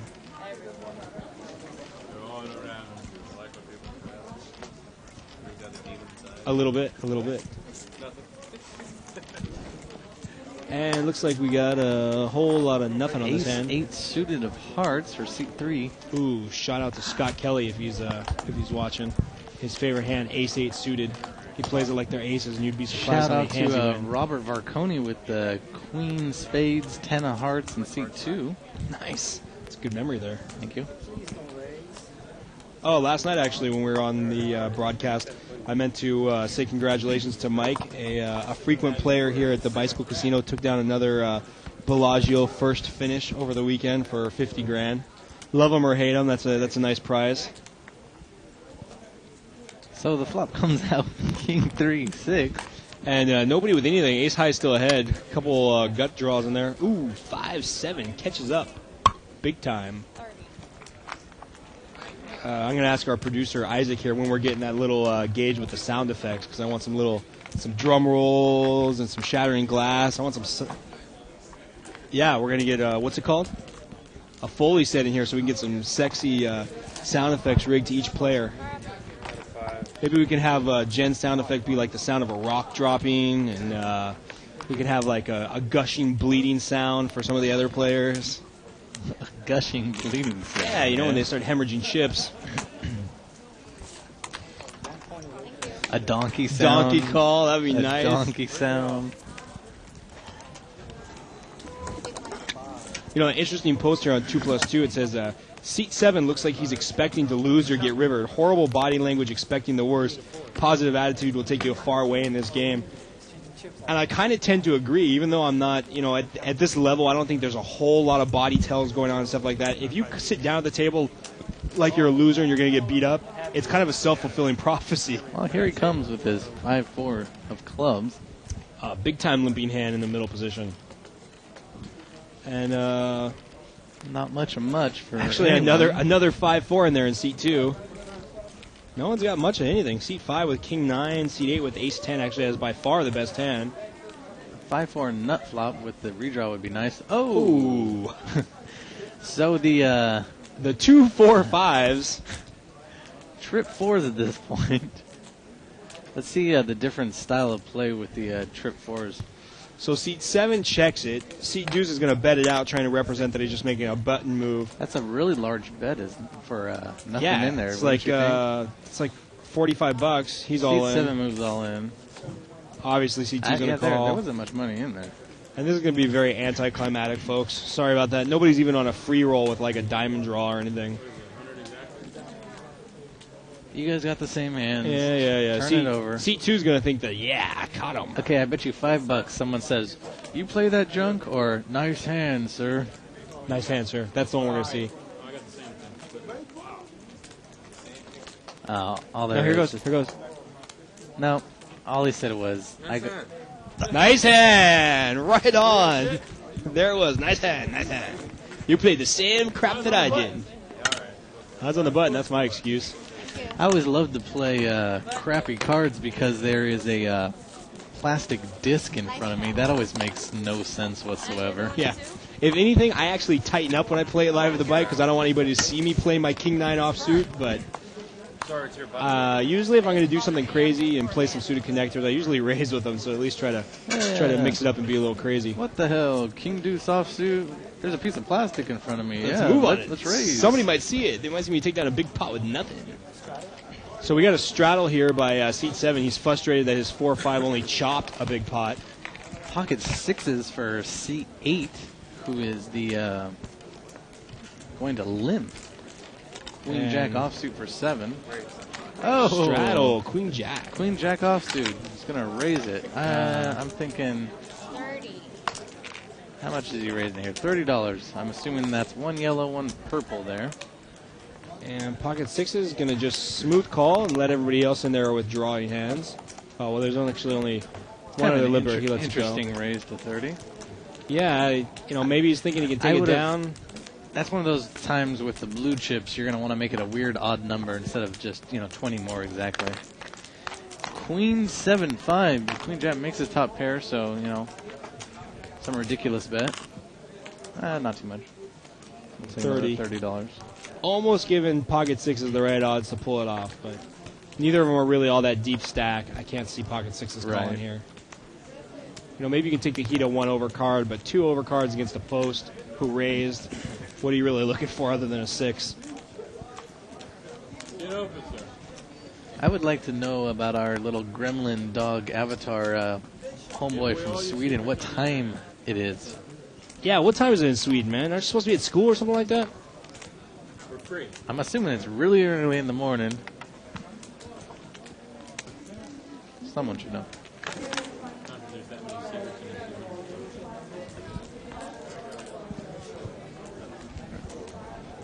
A couple people on 2+2 asking how long the delay is. We have a standard in-house delay, which is long enough to prevent any collusion. It's like 5 or 10 minutes, and then there's a standard internet delay, which is a couple minutes depending on where you are in the world. So probably anywhere from about 7 to 10 minute delay depending on where you're viewing us from. And pocket sixes calls the all-in on the turn with a gut shot and a pair of sixes. And what just happened here? Pocket sixes just mucked the best hand. Pocket sixes just made a straight and threw away his hand when he saw the top pair. So pocket sixes just made a horrendous mistake by not turning over his hand. And unless our cards are entered wrong right now. No, they're not. That's what he had. So he had just, pocket sixes. He threw away the straight. He threw away the straight. Yeah. Wow. So the queen jack moves all in. He calls and ends up making his hand, making the straight, and he throws it away. And doesn't even analyze his hand, which is hilarious. Wow. You know, if you think your sixes are good, that's fine, but you need to be looking for other outs. Wow. And I guess that's one of those reasons to turn up your cards. Maybe we can get our floor guy to go whisper in the ear of C8 and tell him exactly what just happened.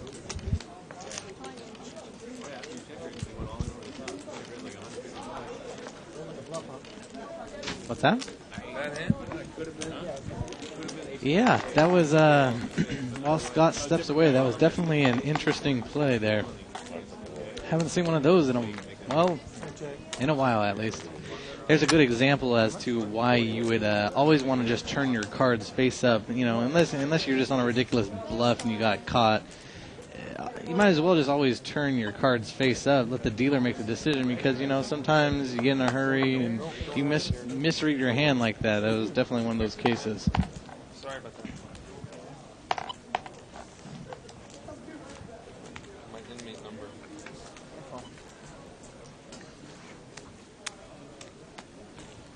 Looks like we have a King 3-8 with 2 players there. Looks like Sharif tried to just take a little bluff bet at it, and Doug called with his 8s, his middle pair, now turning his 2 pair. It's kind of a tough situation, and Doug moves all in. Pretty easy lay down there for Sharif. And Doug shows his 2 pair. Once again, living up to the advice of Scott. Shows his cards once again. Hey Ben, can I have one of your candies?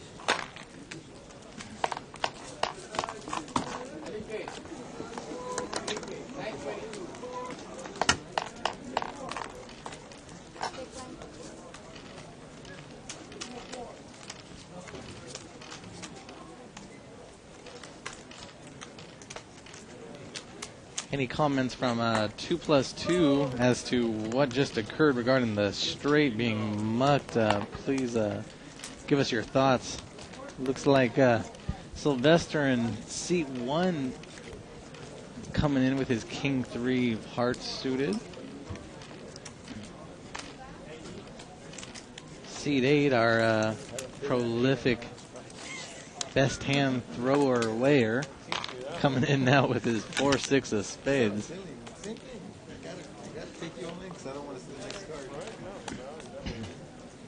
The flop comes out ace 3-3, and by a miracle, Sylvester making trip threes on the flop, and of course checking in, allowing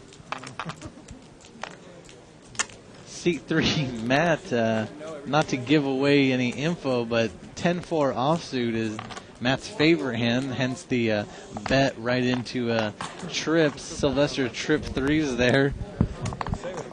Just so he can turn it over and say, this is my best hand. You can tell Jennifer starts laughing because she knows of the 10-4 offsuit hand. As a matter of fact, she has a 10-4 spinner. A spinner right there with 10-4 offsuit that I made Matt take off his person and give to her because since he was issued that 10-4 has brought him nothing but bad luck.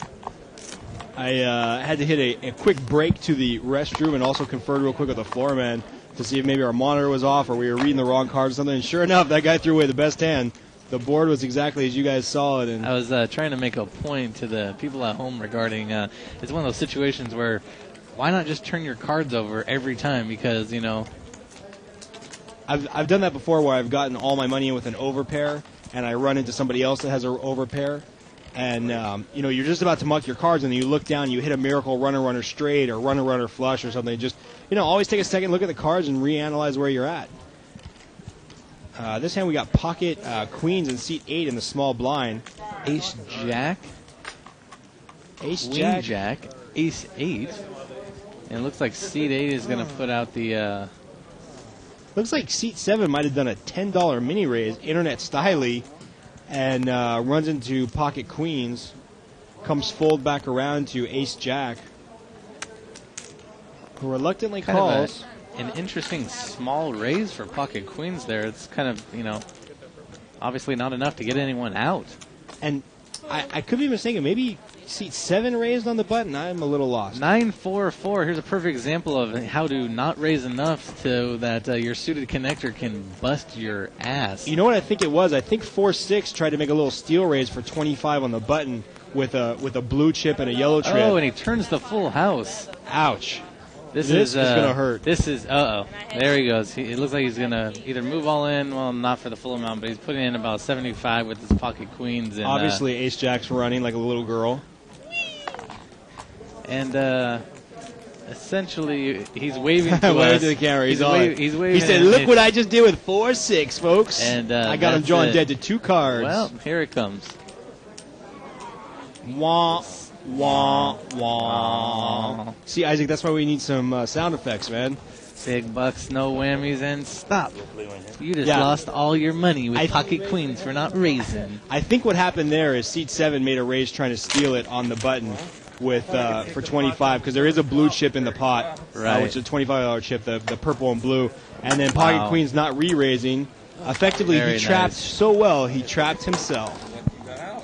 We know some players that do that once in a while. I hate when I run such a great trap play, I end up trapping myself for all my money. So, yes, the 6 on the turn gives the full house to the 4-6 suited. And once again, we see the 6 coming into the life of seed 8 there, AJ, and crushing his world once again. And Chris wasn't having much luck there either. I mean, I guess we could maybe blame it on their play, but no, you're only going to get out-flopped by 4-6 so many times a night. Well, that's pretty bad luck, though. I mean, you got pocket queens, you decide to smooth call instead of re-raising, this happens, and, you know, you make the straight, you throw away the best hand. I mean, It's a bad night for AJ. I think AJ needs to lay off the cognac and maybe go home to his wife. Cognac. 10-10-3 to the flop. Another big flop for Sylvester. Man, look at this. Sylvester flops trip 10s with his 10-8 offsuit. There's a 10-8 offsuit. And he keeps checking it. What is he waiting for? He's just, you know. Nobody's really there to pay him off. Yeah, I think. Jen tries to make a steal at it for $10, gets raised, and she's done with it. Sharif's done with it. AJ's done with it. Huh. So AJ, no, excuse me, Jack's done with it. Very interesting. Nice try. Those are out buttons. Probably need to be a little bit closer for the viewers at home. Those aren't chips just standing idle in the middle of the felt there. It's actually out buttons. So I think seat 2 and 4 are out partaking in a burrito, getting a little food break. And let's see what we got here. 3 flipping Like, in. pocket fives for Sylvester. Sylvester's kind of on a mad rush of good cards, it seems like. Yeah, he's played them well, and he's gotten some good some flops. nice rushes. Good yeah. flops for that matter. Let's see if he can flop a set this time. Oh, no set. All hearts. 4-10. 10 of hearts with the draw there. Deuce Jack actually hits 2 pair, but you got to be a little scared of the heart and the redraws. This is interesting. You know, if I'm Jack Deuce and I don't put somebody on a made flush, I'm going to make a gross overraise there. Here we go. Okay. Now he's thinking, man, I just got counterfeited with my 2-pair Jack Deuce, and the fives with the 5 of hearts. Five's going to take it down. 5 of hearts is good. And there's a case, Wow. folks, of how to misplay your 2-pair on that board. Right, right. You know, I always say there's not enough written about Well, he did. really He coordinated did boards. bet it out. Oh, he did bet it Yeah, out he there. bet it out in position, and Sylvester called. Oh, okay. Okay, fair enough. I thought he check called. Which I thought he was going for a check raise, but I might have misread that. Either way, I can still say it's misplay because I'm back here and he's out there. I think the misplay on that part is the fact that he didn't take advantage of betting when the board double paired like that. If he had put in the bet at that point, then it's, you know. Yeah.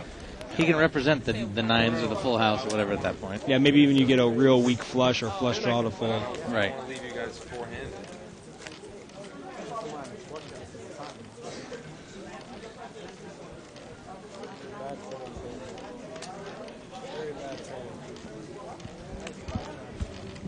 You know, if I had a heart, then I could bet. If I had the jack of hearts, maybe.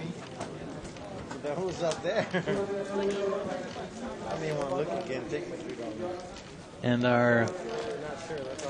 our new friend from Sweden says it's 6 a.m. You want to go to Sweden? Maybe this guy will let us go to Sweden. I don't know if there's any games in Sweden, but I've never been there. I've heard there's a lot of hot chicks in Sweden. Oh, Sweden. Sweden, sweet. 7, 6, 8. The Sylvester straight right on the flop. Looks like seat 7 is betting out 40 with his open-ended straight draw there, about to effectively get re-raised. And this would be a good case in point to if he's going to hold on to his chips or is he just going to lose them all right here. He raises to 100, and, you know, I don't like to get bullied around here. 7 does have a huge draw. Open-ended with the... well, he knows if think his that- open-ended makes it, he has effectively the nuts. There's no one that can make a better straight than he has available Right. to him. But he's also got the 9 of spades, so when the 5 of spades comes on the turn, he's not only got the nut straight, but the straight flush redraw. Nice. And he calls. It's interesting. I like the smooth call there. Well, the problem is you know, if he doesn't hit here, Sylvester's going to really stick it to him. And 8 comes on the turn. That makes it... Now this is interesting because that's maybe tough. Sylvester gets a I little think- scared I here. think Sylvester will check, and he does. He does there. I think that was an opportunity for seat 7 to bet those 8s. But then again, he could have been very and he's going to bet it on the river there. Here it comes. The problem is very interesting. The ace is a I think- scare card only if you don't have a straight. Right, and I think Sylvester, I think what he just said is, you know, I'm pot committed. Effectively, you know, maybe this guy made trips, checked it, and filled up on the river, but highly unlikely. You know, he was not really willing to call. Is he going to raise it? Oh, he's asking how much he has left. 270, 280. I don't see, you know. But that was a good way to ask the question because as soon as he asked it, did you see seat 7 pick up his hands like he's ready to insta-muck? It's interesting. I think Sylvester, you know, maybe not giving him enough credit, but just by asking that question, trying to pick up on some info there from him, I think he's just going to call. I don't think there's obviously not going to be a raise. I missed it. He, yeah. Very nice, very nice. Nice play by Sylvester. Yeah, very Not nice. only has he got I the like cards, that. he's made some good. He sat back and evaluated the situation a couple times and Right. really made some what I consider excellent plays. Right. I think that was an excellent play. I in one of the articles I just finished writing, it's essentially about poker tells, some stories to go with it. The one part about going after it gets checked around, checked to the turn, you know. effectively the person on the button looking down at his cards and discovering a monster, deciding to bet it all of a sudden always makes me laugh when I'm sitting at a table. You know, it's like all of a sudden, you know, you wake up with a monster after checking it all around, you know, just because you have position. I think that's definitely one of those situations where it's, you know, why are you going to stick 100 out there on the river if you can't do it on the turn? You know? Yeah, I agree. You know? Unless something absurd happens, like a one-card straight Right, or a one-card flush. But exactly. yeah, you're right. People. But I mean, nowadays, I consider that somewhat of an amateur-ish move. You know, it's like I agree. It's almost equivalent to going to your stack and then checking. You know, to try to get someone to check. It's like, you know, every time I see someone do that, it's just like, regardless if I have it or not, it's all it's all in. Yeah, Yep. it's all in. Exactly, because you know they're on a draw. Like, what are you talking about? You know. And the funny thing is, in tournaments where obviously you have a finite number of chips, a lot of people will allow you to. By the way, 7-9 just turned the straight. And the open-ended with the top pair for Jack-9. A lot of people will let you get away with steals in tournaments because they have a finite number of chips. You know, if the button makes some gross overbet, they're going to release their hand even if they think they have a better one because, you know, it's also about conserving chips. In a cash game these days, you know, position is not what it used to be. And what do we have going on here? We have, if I'm not mistaken... Ooh. Is it seat 7 who called the raise with his queen 7? Uh-huh. No pair, no draw. That makes it interesting. Well, 9, I guess, for chop. Jack 9. Seat 5 is going to bet out his straight here. He's got the straight. Seat 6 top full pair is no good. And Sharif is going to take it down. Huh. Nice play. It's interesting. Now, it would have been interesting with that scare board if he bets in with the absolute lowest straight you can have. There's a lot of full house potential out there, obviously higher straights. If somebody makes a gross re-raise like 100, 150, do you think Sharif lays it down? I wouldn't feel comfortable about doing it, but right, that's definitely, you know, one of those one-card straight type of plays you want to make. Exactly. That whole game. I'm still impressed by Sylvester's ever-growing stack at this point. Yeah. Looks like he's up 3, 6, 9, 12, 15. Looks like he's up about 1450. 16 and change, 1450, yeah. Killing it. Very nice. And it's not, I mean, obviously he's been in some opportune places to get paid off, but hasn't been doing anything crazy, just playing strong, solid, no dolphin limit. tight, no limit. No limit poker. Ace deuce, ace 9. Deuce 3-6 with 2 diamonds to the flop. Ace deuce actually catches up here. Out flops ace 9. Jack on the turn giving top pair to Sylvester C1. He bets out 20.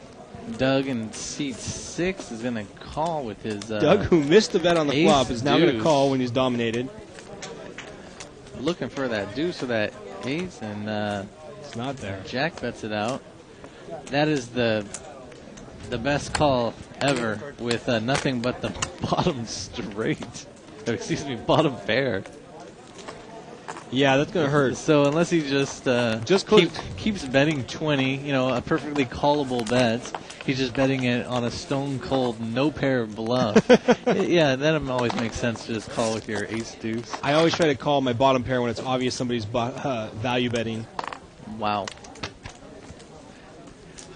This is generally the point of the show where all the people at home start booking their air flights to Los Angeles. Going on.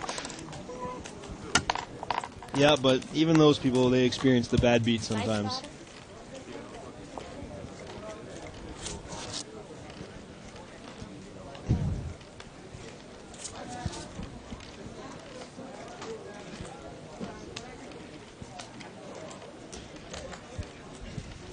So it looks like we got a King Jack in seat 3 and a bunch of nothing for everybody else. Code Jack and Ace Jack for seat 6. Doug says make it 35 with my ace medium. Is that a live straddle by Matt out there? Is that what the $10 is? I think that might be. Was it just a... I know he doesn't make any $10 raise. Pussy bet under no, the gun, no? I don't think it was that. I think it was definitely a straddle. Pocket Deuces calls the 35. Interesting play. One of the deuces is already out with the 4 deuce suited. The funny thing is, Matt with King Jack wakes up in the straddle with a playable hand. King Jack with no position. He's going to call. That's interesting play. The flop comes King 9-8. Yeah, giving, you like me King Jack now. Top pair to King Jack, but I'm assuming there's going to be a check call. It looks like everyone checks around, though. Another 9 giving trip nines to trip seat nines. 5. That's always a nice reason to bet. And Matt missed a huge bet on that flop. I think Right. he kind of gave too much respect to seat 6, assuming that he probably had a king with a bigger kicker. Right. And now it's going to get busy here. And Sharif raises a hundy. With position at that point, would you raise 100 or would you just smooth call? I think I might have smooth called instead of raising 100. He shows it. I don't know what I would have done there. He's still got 2 people to act behind him. I don't want to smooth call and then have 2 more smooth callers and have a flush card or something like that come.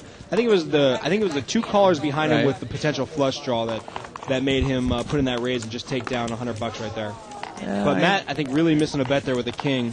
I think if he had thought it out, he might have been able to make a little bit more money because, would a flush draw really bet an early position like that, or would a king weird, bet it on Oh, the no, turn? I'm talking about the 2 people behind him. I don't think he wanted it cheap for the 2 people Right, behind him right. to come in for the flush draw. But Yeah, that is true. either way, he ended up with the money.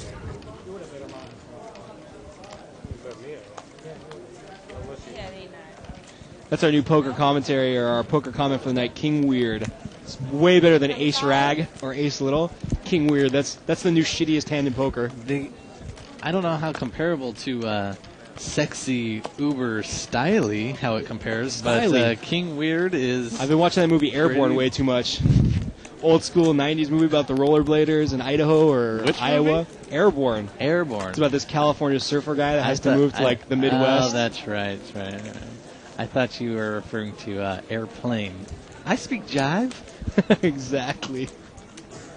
Do you like watching Gladiator movies, son? The flop comes Queen Jack. The 25. Somebody forward us a Gladiator movie here on 2+2. And Ace Jack way out ahead here. Let's see if he bets it like he's got it. Sure does. 75. He's actually going to raise King Jack with an overcard out there. And NYC Natives got it pegged, man. When C8 threw away his straight, you're right. Somebody needs to go get his keys and take away the cognac.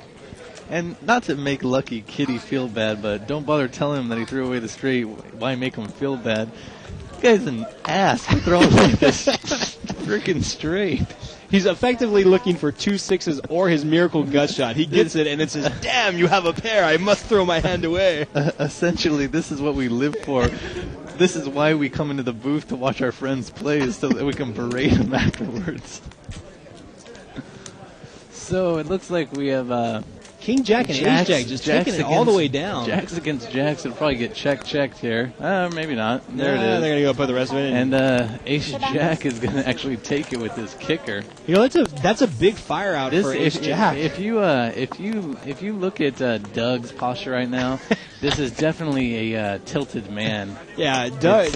He's made some really weird plays, in my opinion. I don't think there's anyone else to blame. And Doug's a super nice guy, so the next time you guys are down here and he's dealing, make sure you double tip him and let him get back in the game.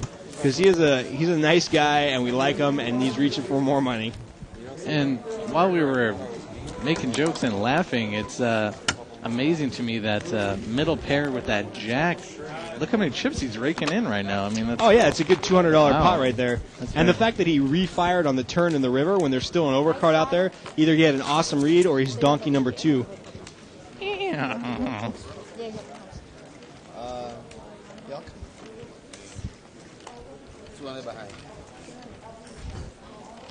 All in blind. All in. 1 or 2. We might have looked at 1. 1 or 2.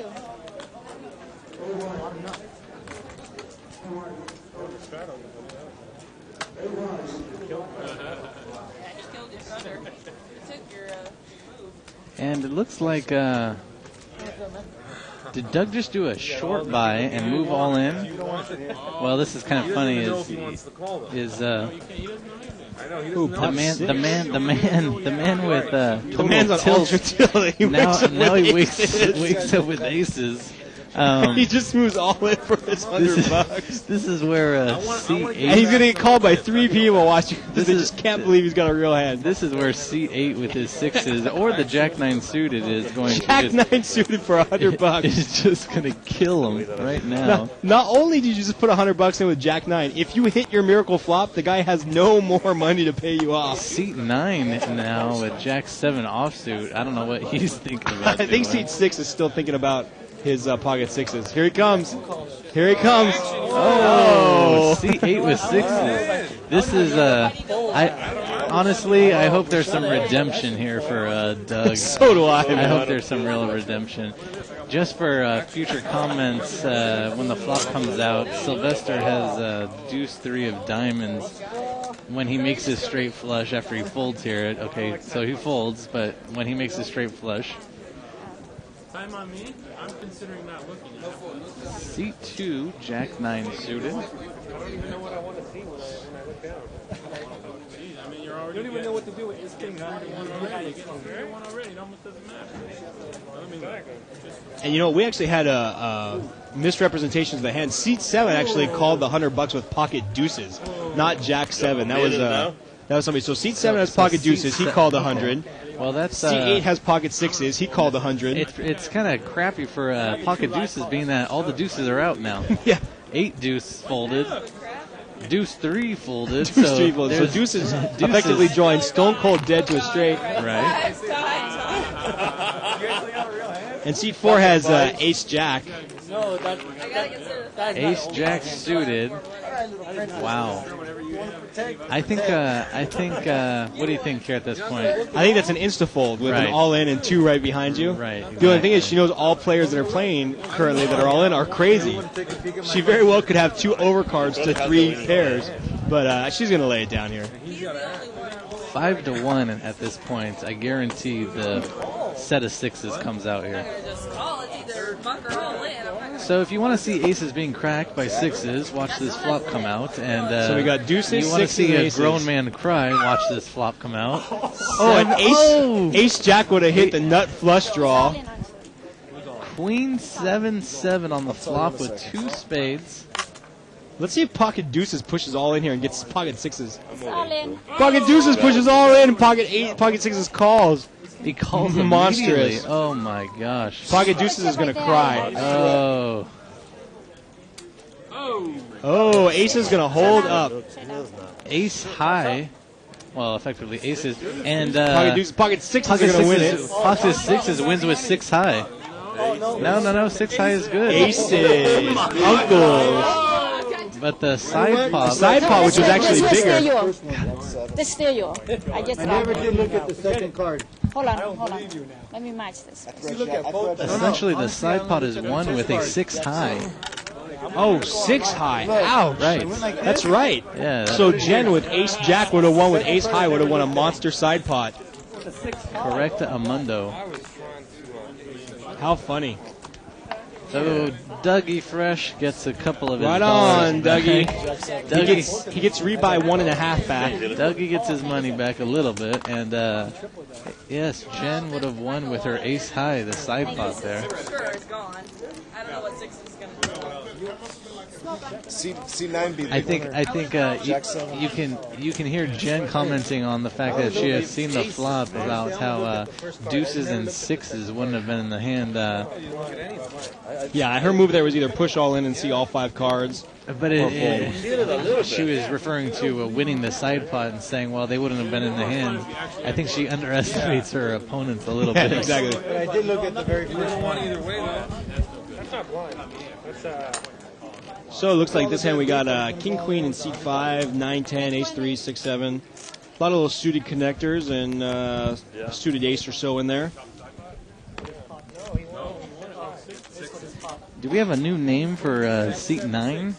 My ace was my ace. Seat 9. We're going to call him Dick Tracy. Or did Blindfold Man put on his new outfit? Can we get a zoom in there on seat 9? Because he's got a lot of jewelry, a sassy hat, and a skin-tight man shirt. He's got the man shirt, a gold watch peeking through. It looks like some tattoos. Oh, okay, tattoos. I thought they were all rings. Tattoos on his knuckles. That might be Roman numerals. I know I've played with this guy before, but I don't know what his name is. The gentleman that walks with the crutch. I don't think that's him. No? Hit 40. And it looks like, Cliff. Cliff in seat 9. Yeah. Cliff and, And look at- Cliff in seat 9. Look at these. Seat 6 and seat 9 both pick up flush draws. He's really changed since the years at Cheers. Seat 9 has. He's lost a little bit of weight. And the tattoos on the knuckles, yes. So Ace 3 actually has the best hand right now, but he's going to have to dodge quite a few 2 cards. clubs here. And seat 9 with the same 2 clubs, so he's And- drawing slim. He's drawing the runner straight flush draw here. He can hit 2 pair. No, he cannot. And there it is. There's the first one. There's the first card for the straight flush. We But, could. No, we could not see 2 flush. Whoa. 9-10 just made a straight flush. No. Right? No. Jack 8, 9-10 of clubs. Straight flush. No, that's a 4-card straight flush there, boss. Ugh. Nice try. Did you hear me? And 6-7 is drawing to the 4 of clubs. Did you hear me get all excited there, though? Oh, there's a jack on the river. What the hell am I looking at? He needs my 9 o'clock. Sorry, guys at home. We're getting bamboozled here. Apparently, we've been drinking cognac along with seat 8. I got a little Barty there. I got a little Barty there for a second. Look at that! Look at that. Oh, man. I love Bart to death, dude, but sometimes he gets pretty overzealous about the cards coming out. We should get a little pocket cam in here inside the studio. You'd see some funny stuff. And welcome to the table, seat 9. He's been here for 10 minutes, and he doubles through. Must just frustrate the hell out of seat 3, 4, I'm deuce, actually going to 7. go with a double and a half to almost a triple through it with that pot. Okay, math major. Yes. Yeah, I'm a math major. I'm the guy that just asked Isaac what day of the week it was. I go, what day is it? And he tells me the date. Day is it? The life of a poker player coming out right there. And actually a question about, the size of the buy-ins, the restricted. The bike does offer, for those of you that want to kind of play more poker and protect your hand a little bit more, the 3 to 500 is really what a lot of no-limit players are looking at. But the 200 game is nice because it allows you to play a lot of poker without risking the rent money. So that's why a couple people were asking about the buy-in structure. If you want a little bit higher, go to the 3 to 500. And if you're Mo or higher, then you go ahead and bust the 1,000 or better.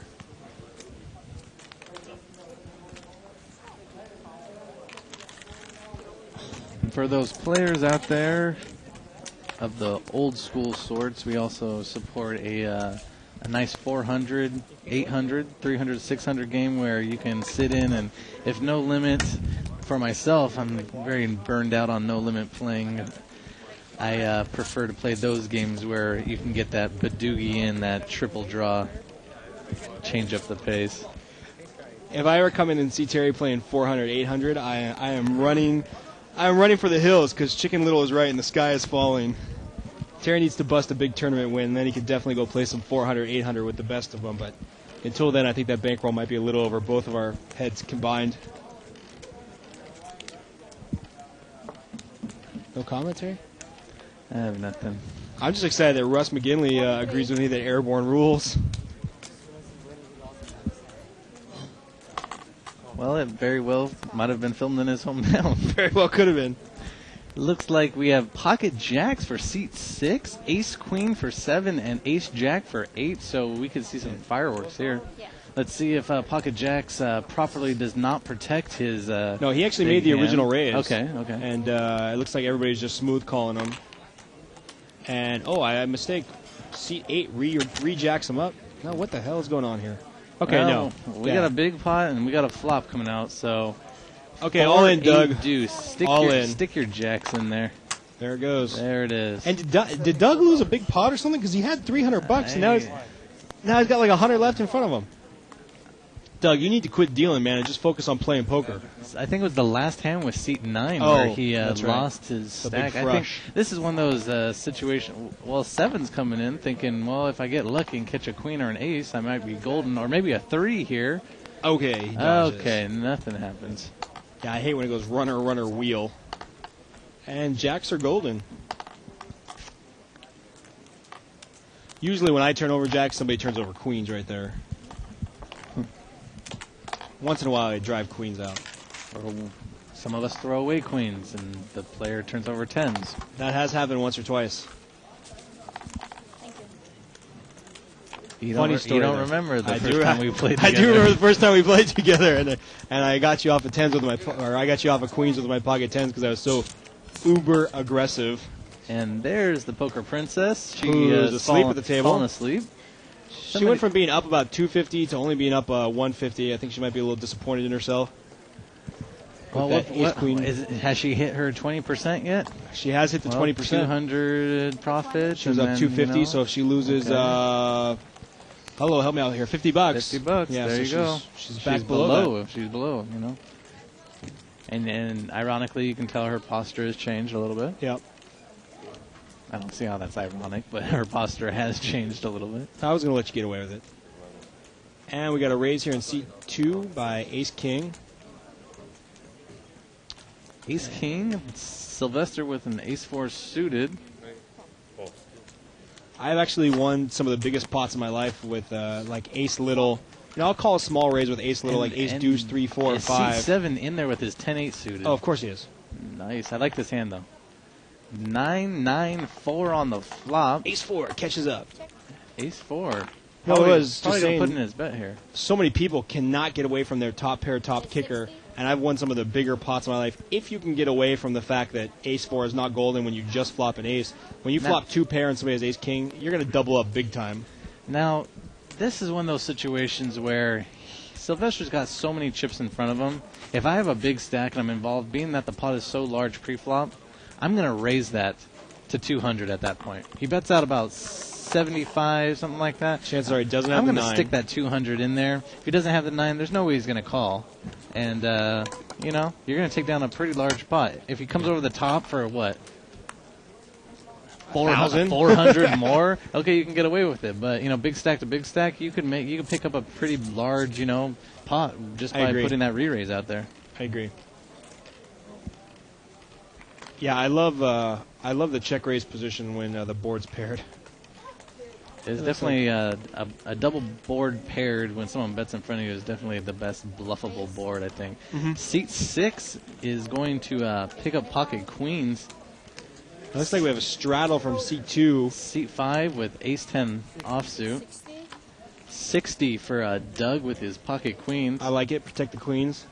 Protect the mop squeezers. Let's see if pocket queens 60 is enough to get everyone out. Maybe can show AJ how to play queens properly. And he's going to get called by the straddle. Seat 2 with 7-9 offsuit. Well, he straddled to 10, and I'm all about protecting your hand what the hell? To a certain extent, but come on, 7-9, that's deplorable. So raising to 60 wasn't good enough to get anyone out. That's, still got to dodge an overcard and some crazy draws. That's interesting. And the flop comes 5-4-5. Probably the best type of board that queens could have hoped for at that point. Well, it's also the best type of board that the straddle could have bluffed at. I'm guessing about 100. You know, he needs to put in about 100 stack here. Or he can go all in. And instead he decides to go all in. Now, here's the only thing I don't like. You got a straddle player out there who knows what he called with. Right. You're only going to get called if somebody has a 5 here. The reason why, you know, I don't think he's worried about moving all in is he looked over at C2. He sees he only has about 75 behind, and he knows that, you know, why would Sharif be in there with a 5 in his hand? True. You know? That's true. Yeah, see, that's why you're better at tournaments than I am, because you actually analyze that whole chip stack thing. Queens are going to take it down. I wish I could have done better for you the other day, my friend. It happens. Yeah, I know. That was a one-outer.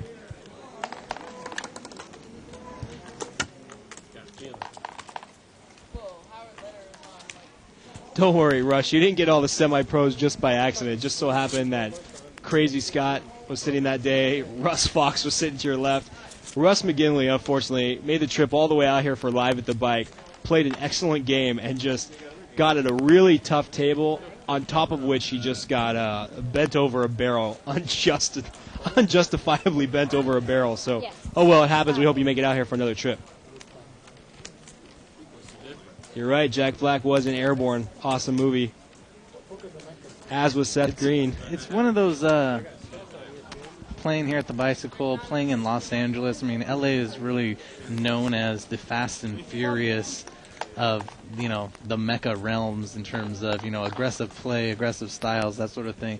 I'm all for tight play, conservative play, essentially solid play, making, the appropriate moves and stuff. But it's just, it's an example of playing live as opposed to tournaments. Meanwhile, the button flopped to straight and checked it and almost screwed himself because nobody bet out. Anyways, go ahead. I'm sorry. No. All I was saying is that the style of plays have changed so much that even being a really solid player nowadays, you end up in these situations. It seems like where you're going against an egomaniac, you're going against a guy that just has deep pockets, that sort of thing. It's tough to make money sometimes, and even a solid player, can come in and lose a lot of cash because of the stuff that seems to go on as of late. Mm-hmm. You have these players like Stu Unger, and you see these records in these tournaments that they win, in the past, and how they just ran over the fields. I think it's something definitely contributed to the fact that you have a young guy playing with ranch hands, cowboy hats, and slow players, limit type of players, and he can run over a field like that, make 10 championships and bring home titles like that. But nowadays, it's essentially everybody's like that. It's crazy, it's crazy. Yeah. It's like the most frustrating thing is sitting in a tournament, and you finally, after grinding it down, you look down at pocket queens, and all of a sudden there's 3 people all in front of you. So you have to dodge an ace, a king, and a pair. Right. It's just you're right. It's frustrating to play a solid game, but that's why we do what we do. Ace 6-6 on the flop, and doesn't look like anyone has much of anything. Nobody has a piece. Sharif is going to bet out with his 7-8, and that's 60, and is going to take down the pot. Nice. That looked like a pretty sizable pre-flop pot. Maybe there's a $15 bet with a few callers. So probably $60. You bet the pot.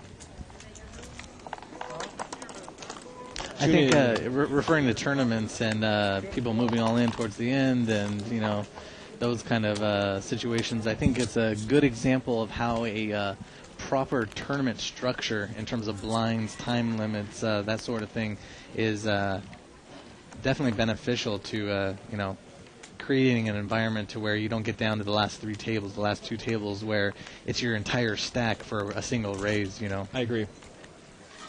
Yeah, one thing that I like, some of the bigger tournaments we have here and the bigger ones they have on a frequent basis at Bellagio and stuff, a lot of starting chips, longer rounds.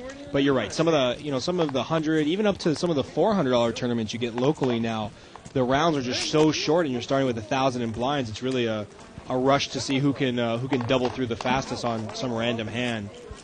Looks and like we've got 5-way action, $20, and nobody has a hand.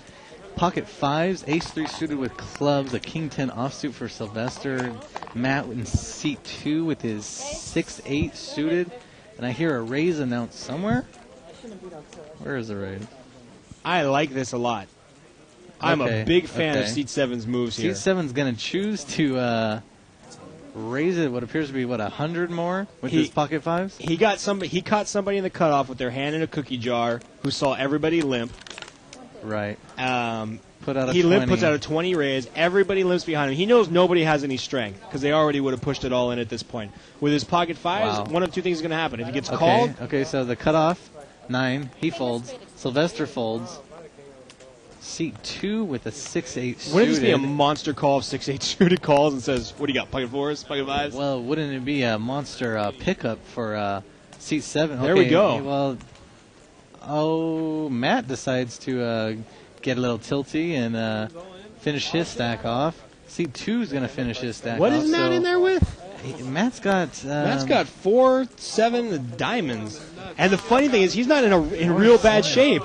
4-7 diamonds. Well, one of his 7s is out. There's not many 4s out. He's definitely looking for some diamonds here, but wow, this is and Matt announcing right now, I have absolute crap. So 9 had folded, so we're looking at 6-8 of spades, 4-7 of diamonds, and pocket 5s. Wow. All right, folks, don't try this at home. And the interesting thing is, if 5s hits his set, he's going to be surrounded by straight draws.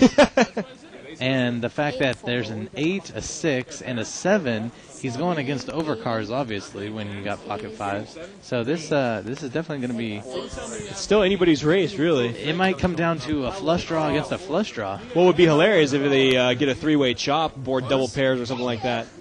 Well, the flop comes 2 Oh, diamonds. 4-7. A 7. Huge. 2 diamonds. There's a 5. 9. The 6-8 makes a 6-8 straight. hits a straight. Makes a straight. That's horrible for Matt, who flopped the 7 and a flush draw to and boot. the flush draw, and got a 1-card rivered. Wow. Wow. Wow, that was just a ridiculous $300 hand there by Boston, and I completely 100% retract my comments from earlier today when we first started that he's a good, solid player. 7-4 diamonds. So that's definitely. And the funny thing is, the way Matt plays, nobody believes him. Matt's going to go to his pocket for the rebuy, but it's definitely one of those situations where he's been sitting here for hours now. He hasn't caught a single hand. You know, he just lost his. I mean, look what he decided to go in with. Frustration set in. He figures he's getting 41 on his money. You figure, you know, you could have just as effectively pulled out a $100 bill and kept your stack on the table and been even at 2, but now, you know, it's like, were those bad luck chips? You had to clean your stack out. Yeah. You had to purge the shitty chips. Yeah, no, I know what you're saying, and I've been victim of it. Very few people I know have been victim of it. You know, you get anxious and you throw in a bunch of chips. I mean, look at C2. He just took down a monster pot with 6-8 suited. 4, top 2 pair for Sylvester in C1. He's going to bet it out.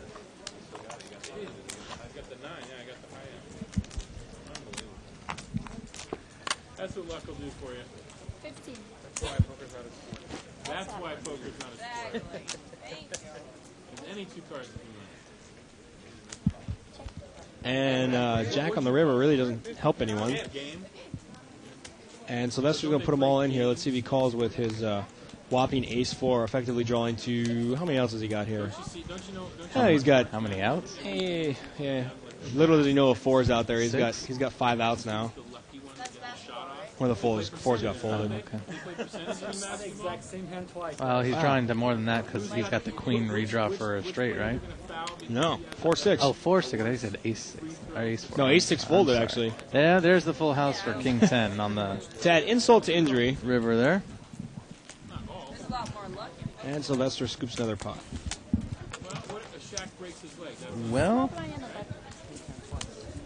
Seat 2 talking about the differences between a real sport and poker. Jack in seat 7. Yeah, health standards for poker would really be the difference. 'Cause the fact that seat 2 and 6 are avid poker players, I would guess means that poker is not really a sport. I'll never be on the cover of Men's Fitness, but Jesus. And it looks like we're heading into about our last 10 minutes here at Live at the Bike. Oh, man. A couple of people picking up an AC Deucey, AC 6E7. Nice. I'm getting a little tired when I start saying AC. It rhymes with sexy. And so far, Ace 7 ahead. 10 Jack catches up. Ba-bam. Jack 5-6 with 2 clubs on the flop. Let's see if Jack bets it here. Open into straight draw for Dougie Fresh. No, don't get to a point where there's like 10 on the turn. Now we got top 2. pair. Let's see if we can put a bet out there Seed finally. There we 8's go. gonna Put it Come out on, there. Seed 8. See if the open-ended calls him here with 2 flush draws on the board. Can't really think many of his cards that could come to make his hand are actually safe. See Doug's looking at the pot going, is it even worth it to call? Nah, forget it. There's no money in there. He's asking for the rabbit cam. Dealer's not listening. And we got no rabbit cam. Oh well. Next time.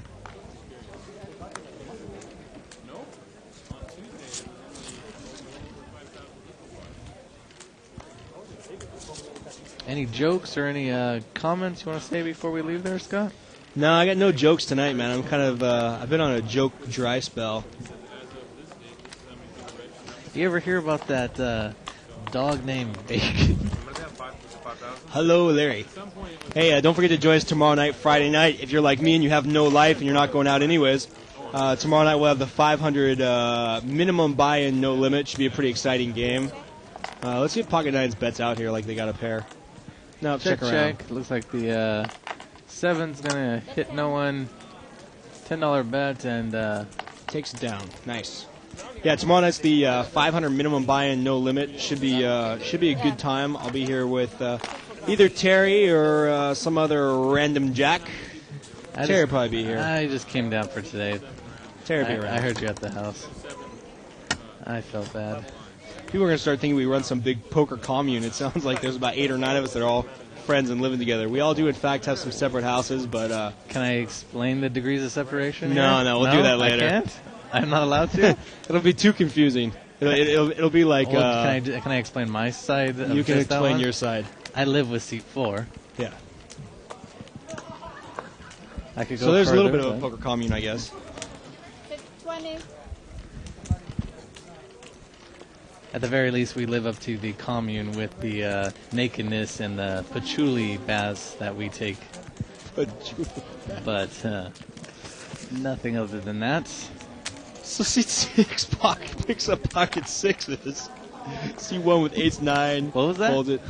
7-5 suited for seat 7.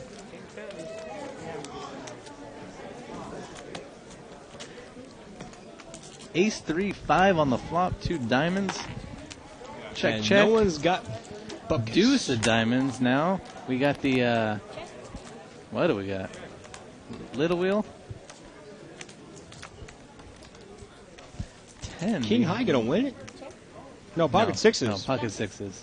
Pocket 6 is gonna say, bam, look at my pair, buddy. No faster. And there it is. There it is, gonna take down, So, I want to see how much was in there. We're almost I can't believe there was end. $34 in that pot, $44, and nobody even took a stab at it. Well,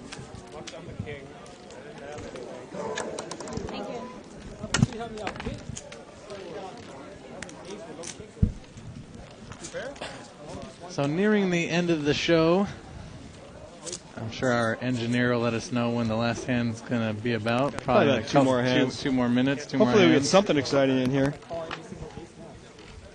And looks like Jack King for seat 8. Maybe I'm praying a little bit too much for a good hand. Raise 20.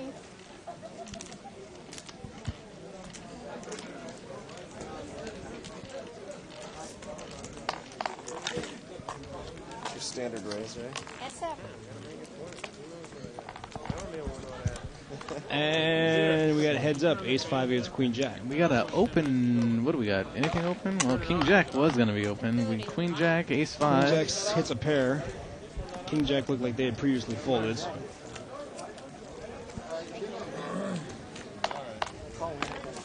let's get one more sexy hand out there before we have to say good night and signing off here. Quite possibly you would, well, that's not true. I was going to say those at home can probably witness Scott and I as we walk over the table and talk to our friends, but it'll be off by the time we get out there. We don't need to see you on camera anyways. Yeah, that's a good point. I wear gaudy Hawaiian shirts at all times anyways. We call him Scott Deeb around here. And looks like for our last hand of the night, we got Jack 10, another Jack off, pocket 4s, pocket 8s. For seat 2. So that would constitute him going all in, or just limping in, okay. Seat 4 with ace 3 suited. Man, people loosening up here a little bit come the tail end of the night. That was definitely one of those pot odds. Let's see if I flop a monster. Ace 6-10. So ace 3, Jennifer now with the best hand, but I don't think she's going to be around for holding up with an ace 3 call. Seat 7 going to bet pocket 4s here. Interesting with that many people in your... and seat 8 going to call with... Very interesting. What does seat 8 have? Seat 8 Oh, seat 8 looks like he has a flush draw. 3-7 flush draw. 3-7 flush. 3-9 flush draw for seat 8. Pocket 4 is deciding he needs to bet out. I sure do like seat 9's hand a lot better. And a Ooh. 3 comes on the turn, giving And Jennifer that- folded. That would have. So well, that's gonna. like that's I said, gonna upset her. she folds her ace, and then it looks like a semi-bluff move all in with just a flush draw. And pocket fours actually has the best hand, but there's no Wow. way he can call. I like that play right there. So do I. It's a nice play. And especially from AJ, who we haven't heard from all Wow. night, decides to wake up with a stone cold semi-bluff. Wow. Very Pocket nice. fours, He throws it down. away. He throws away the best hand. Someone just called AJ from home and said, "You idiot, you just threw away a straight." But he takes it down with his semi-bluff, and the rabbit cam shows that the flush would not have gotten Wouldn't have there. got there. So Jen actually would have hit And, about a $270 pot there had she stuck around, but there we go, the problem with playing ace-3. So we're going to sign off for tonight. Scott Groves and... Oh, wow. And who? And Terry Crow. And I was Terry going to let Crow you say for your the own night. name, Oh, okay. Chief. There you go. Terry Crow, Scott Groves. We'll see you again. And same bat time, same bat channel. Our thoughts go out to London. Peace. It's here. It's big. And it's closer than you think. It's not a tournament. It's what you don't see on TV. The cash is real. The stakes are high. They bet big. They win big. They lose big. High stakes live action poker. Live at the bike. Watch it live on the web or play it if you dare at the Bicycle Casino right here in Los Angeles.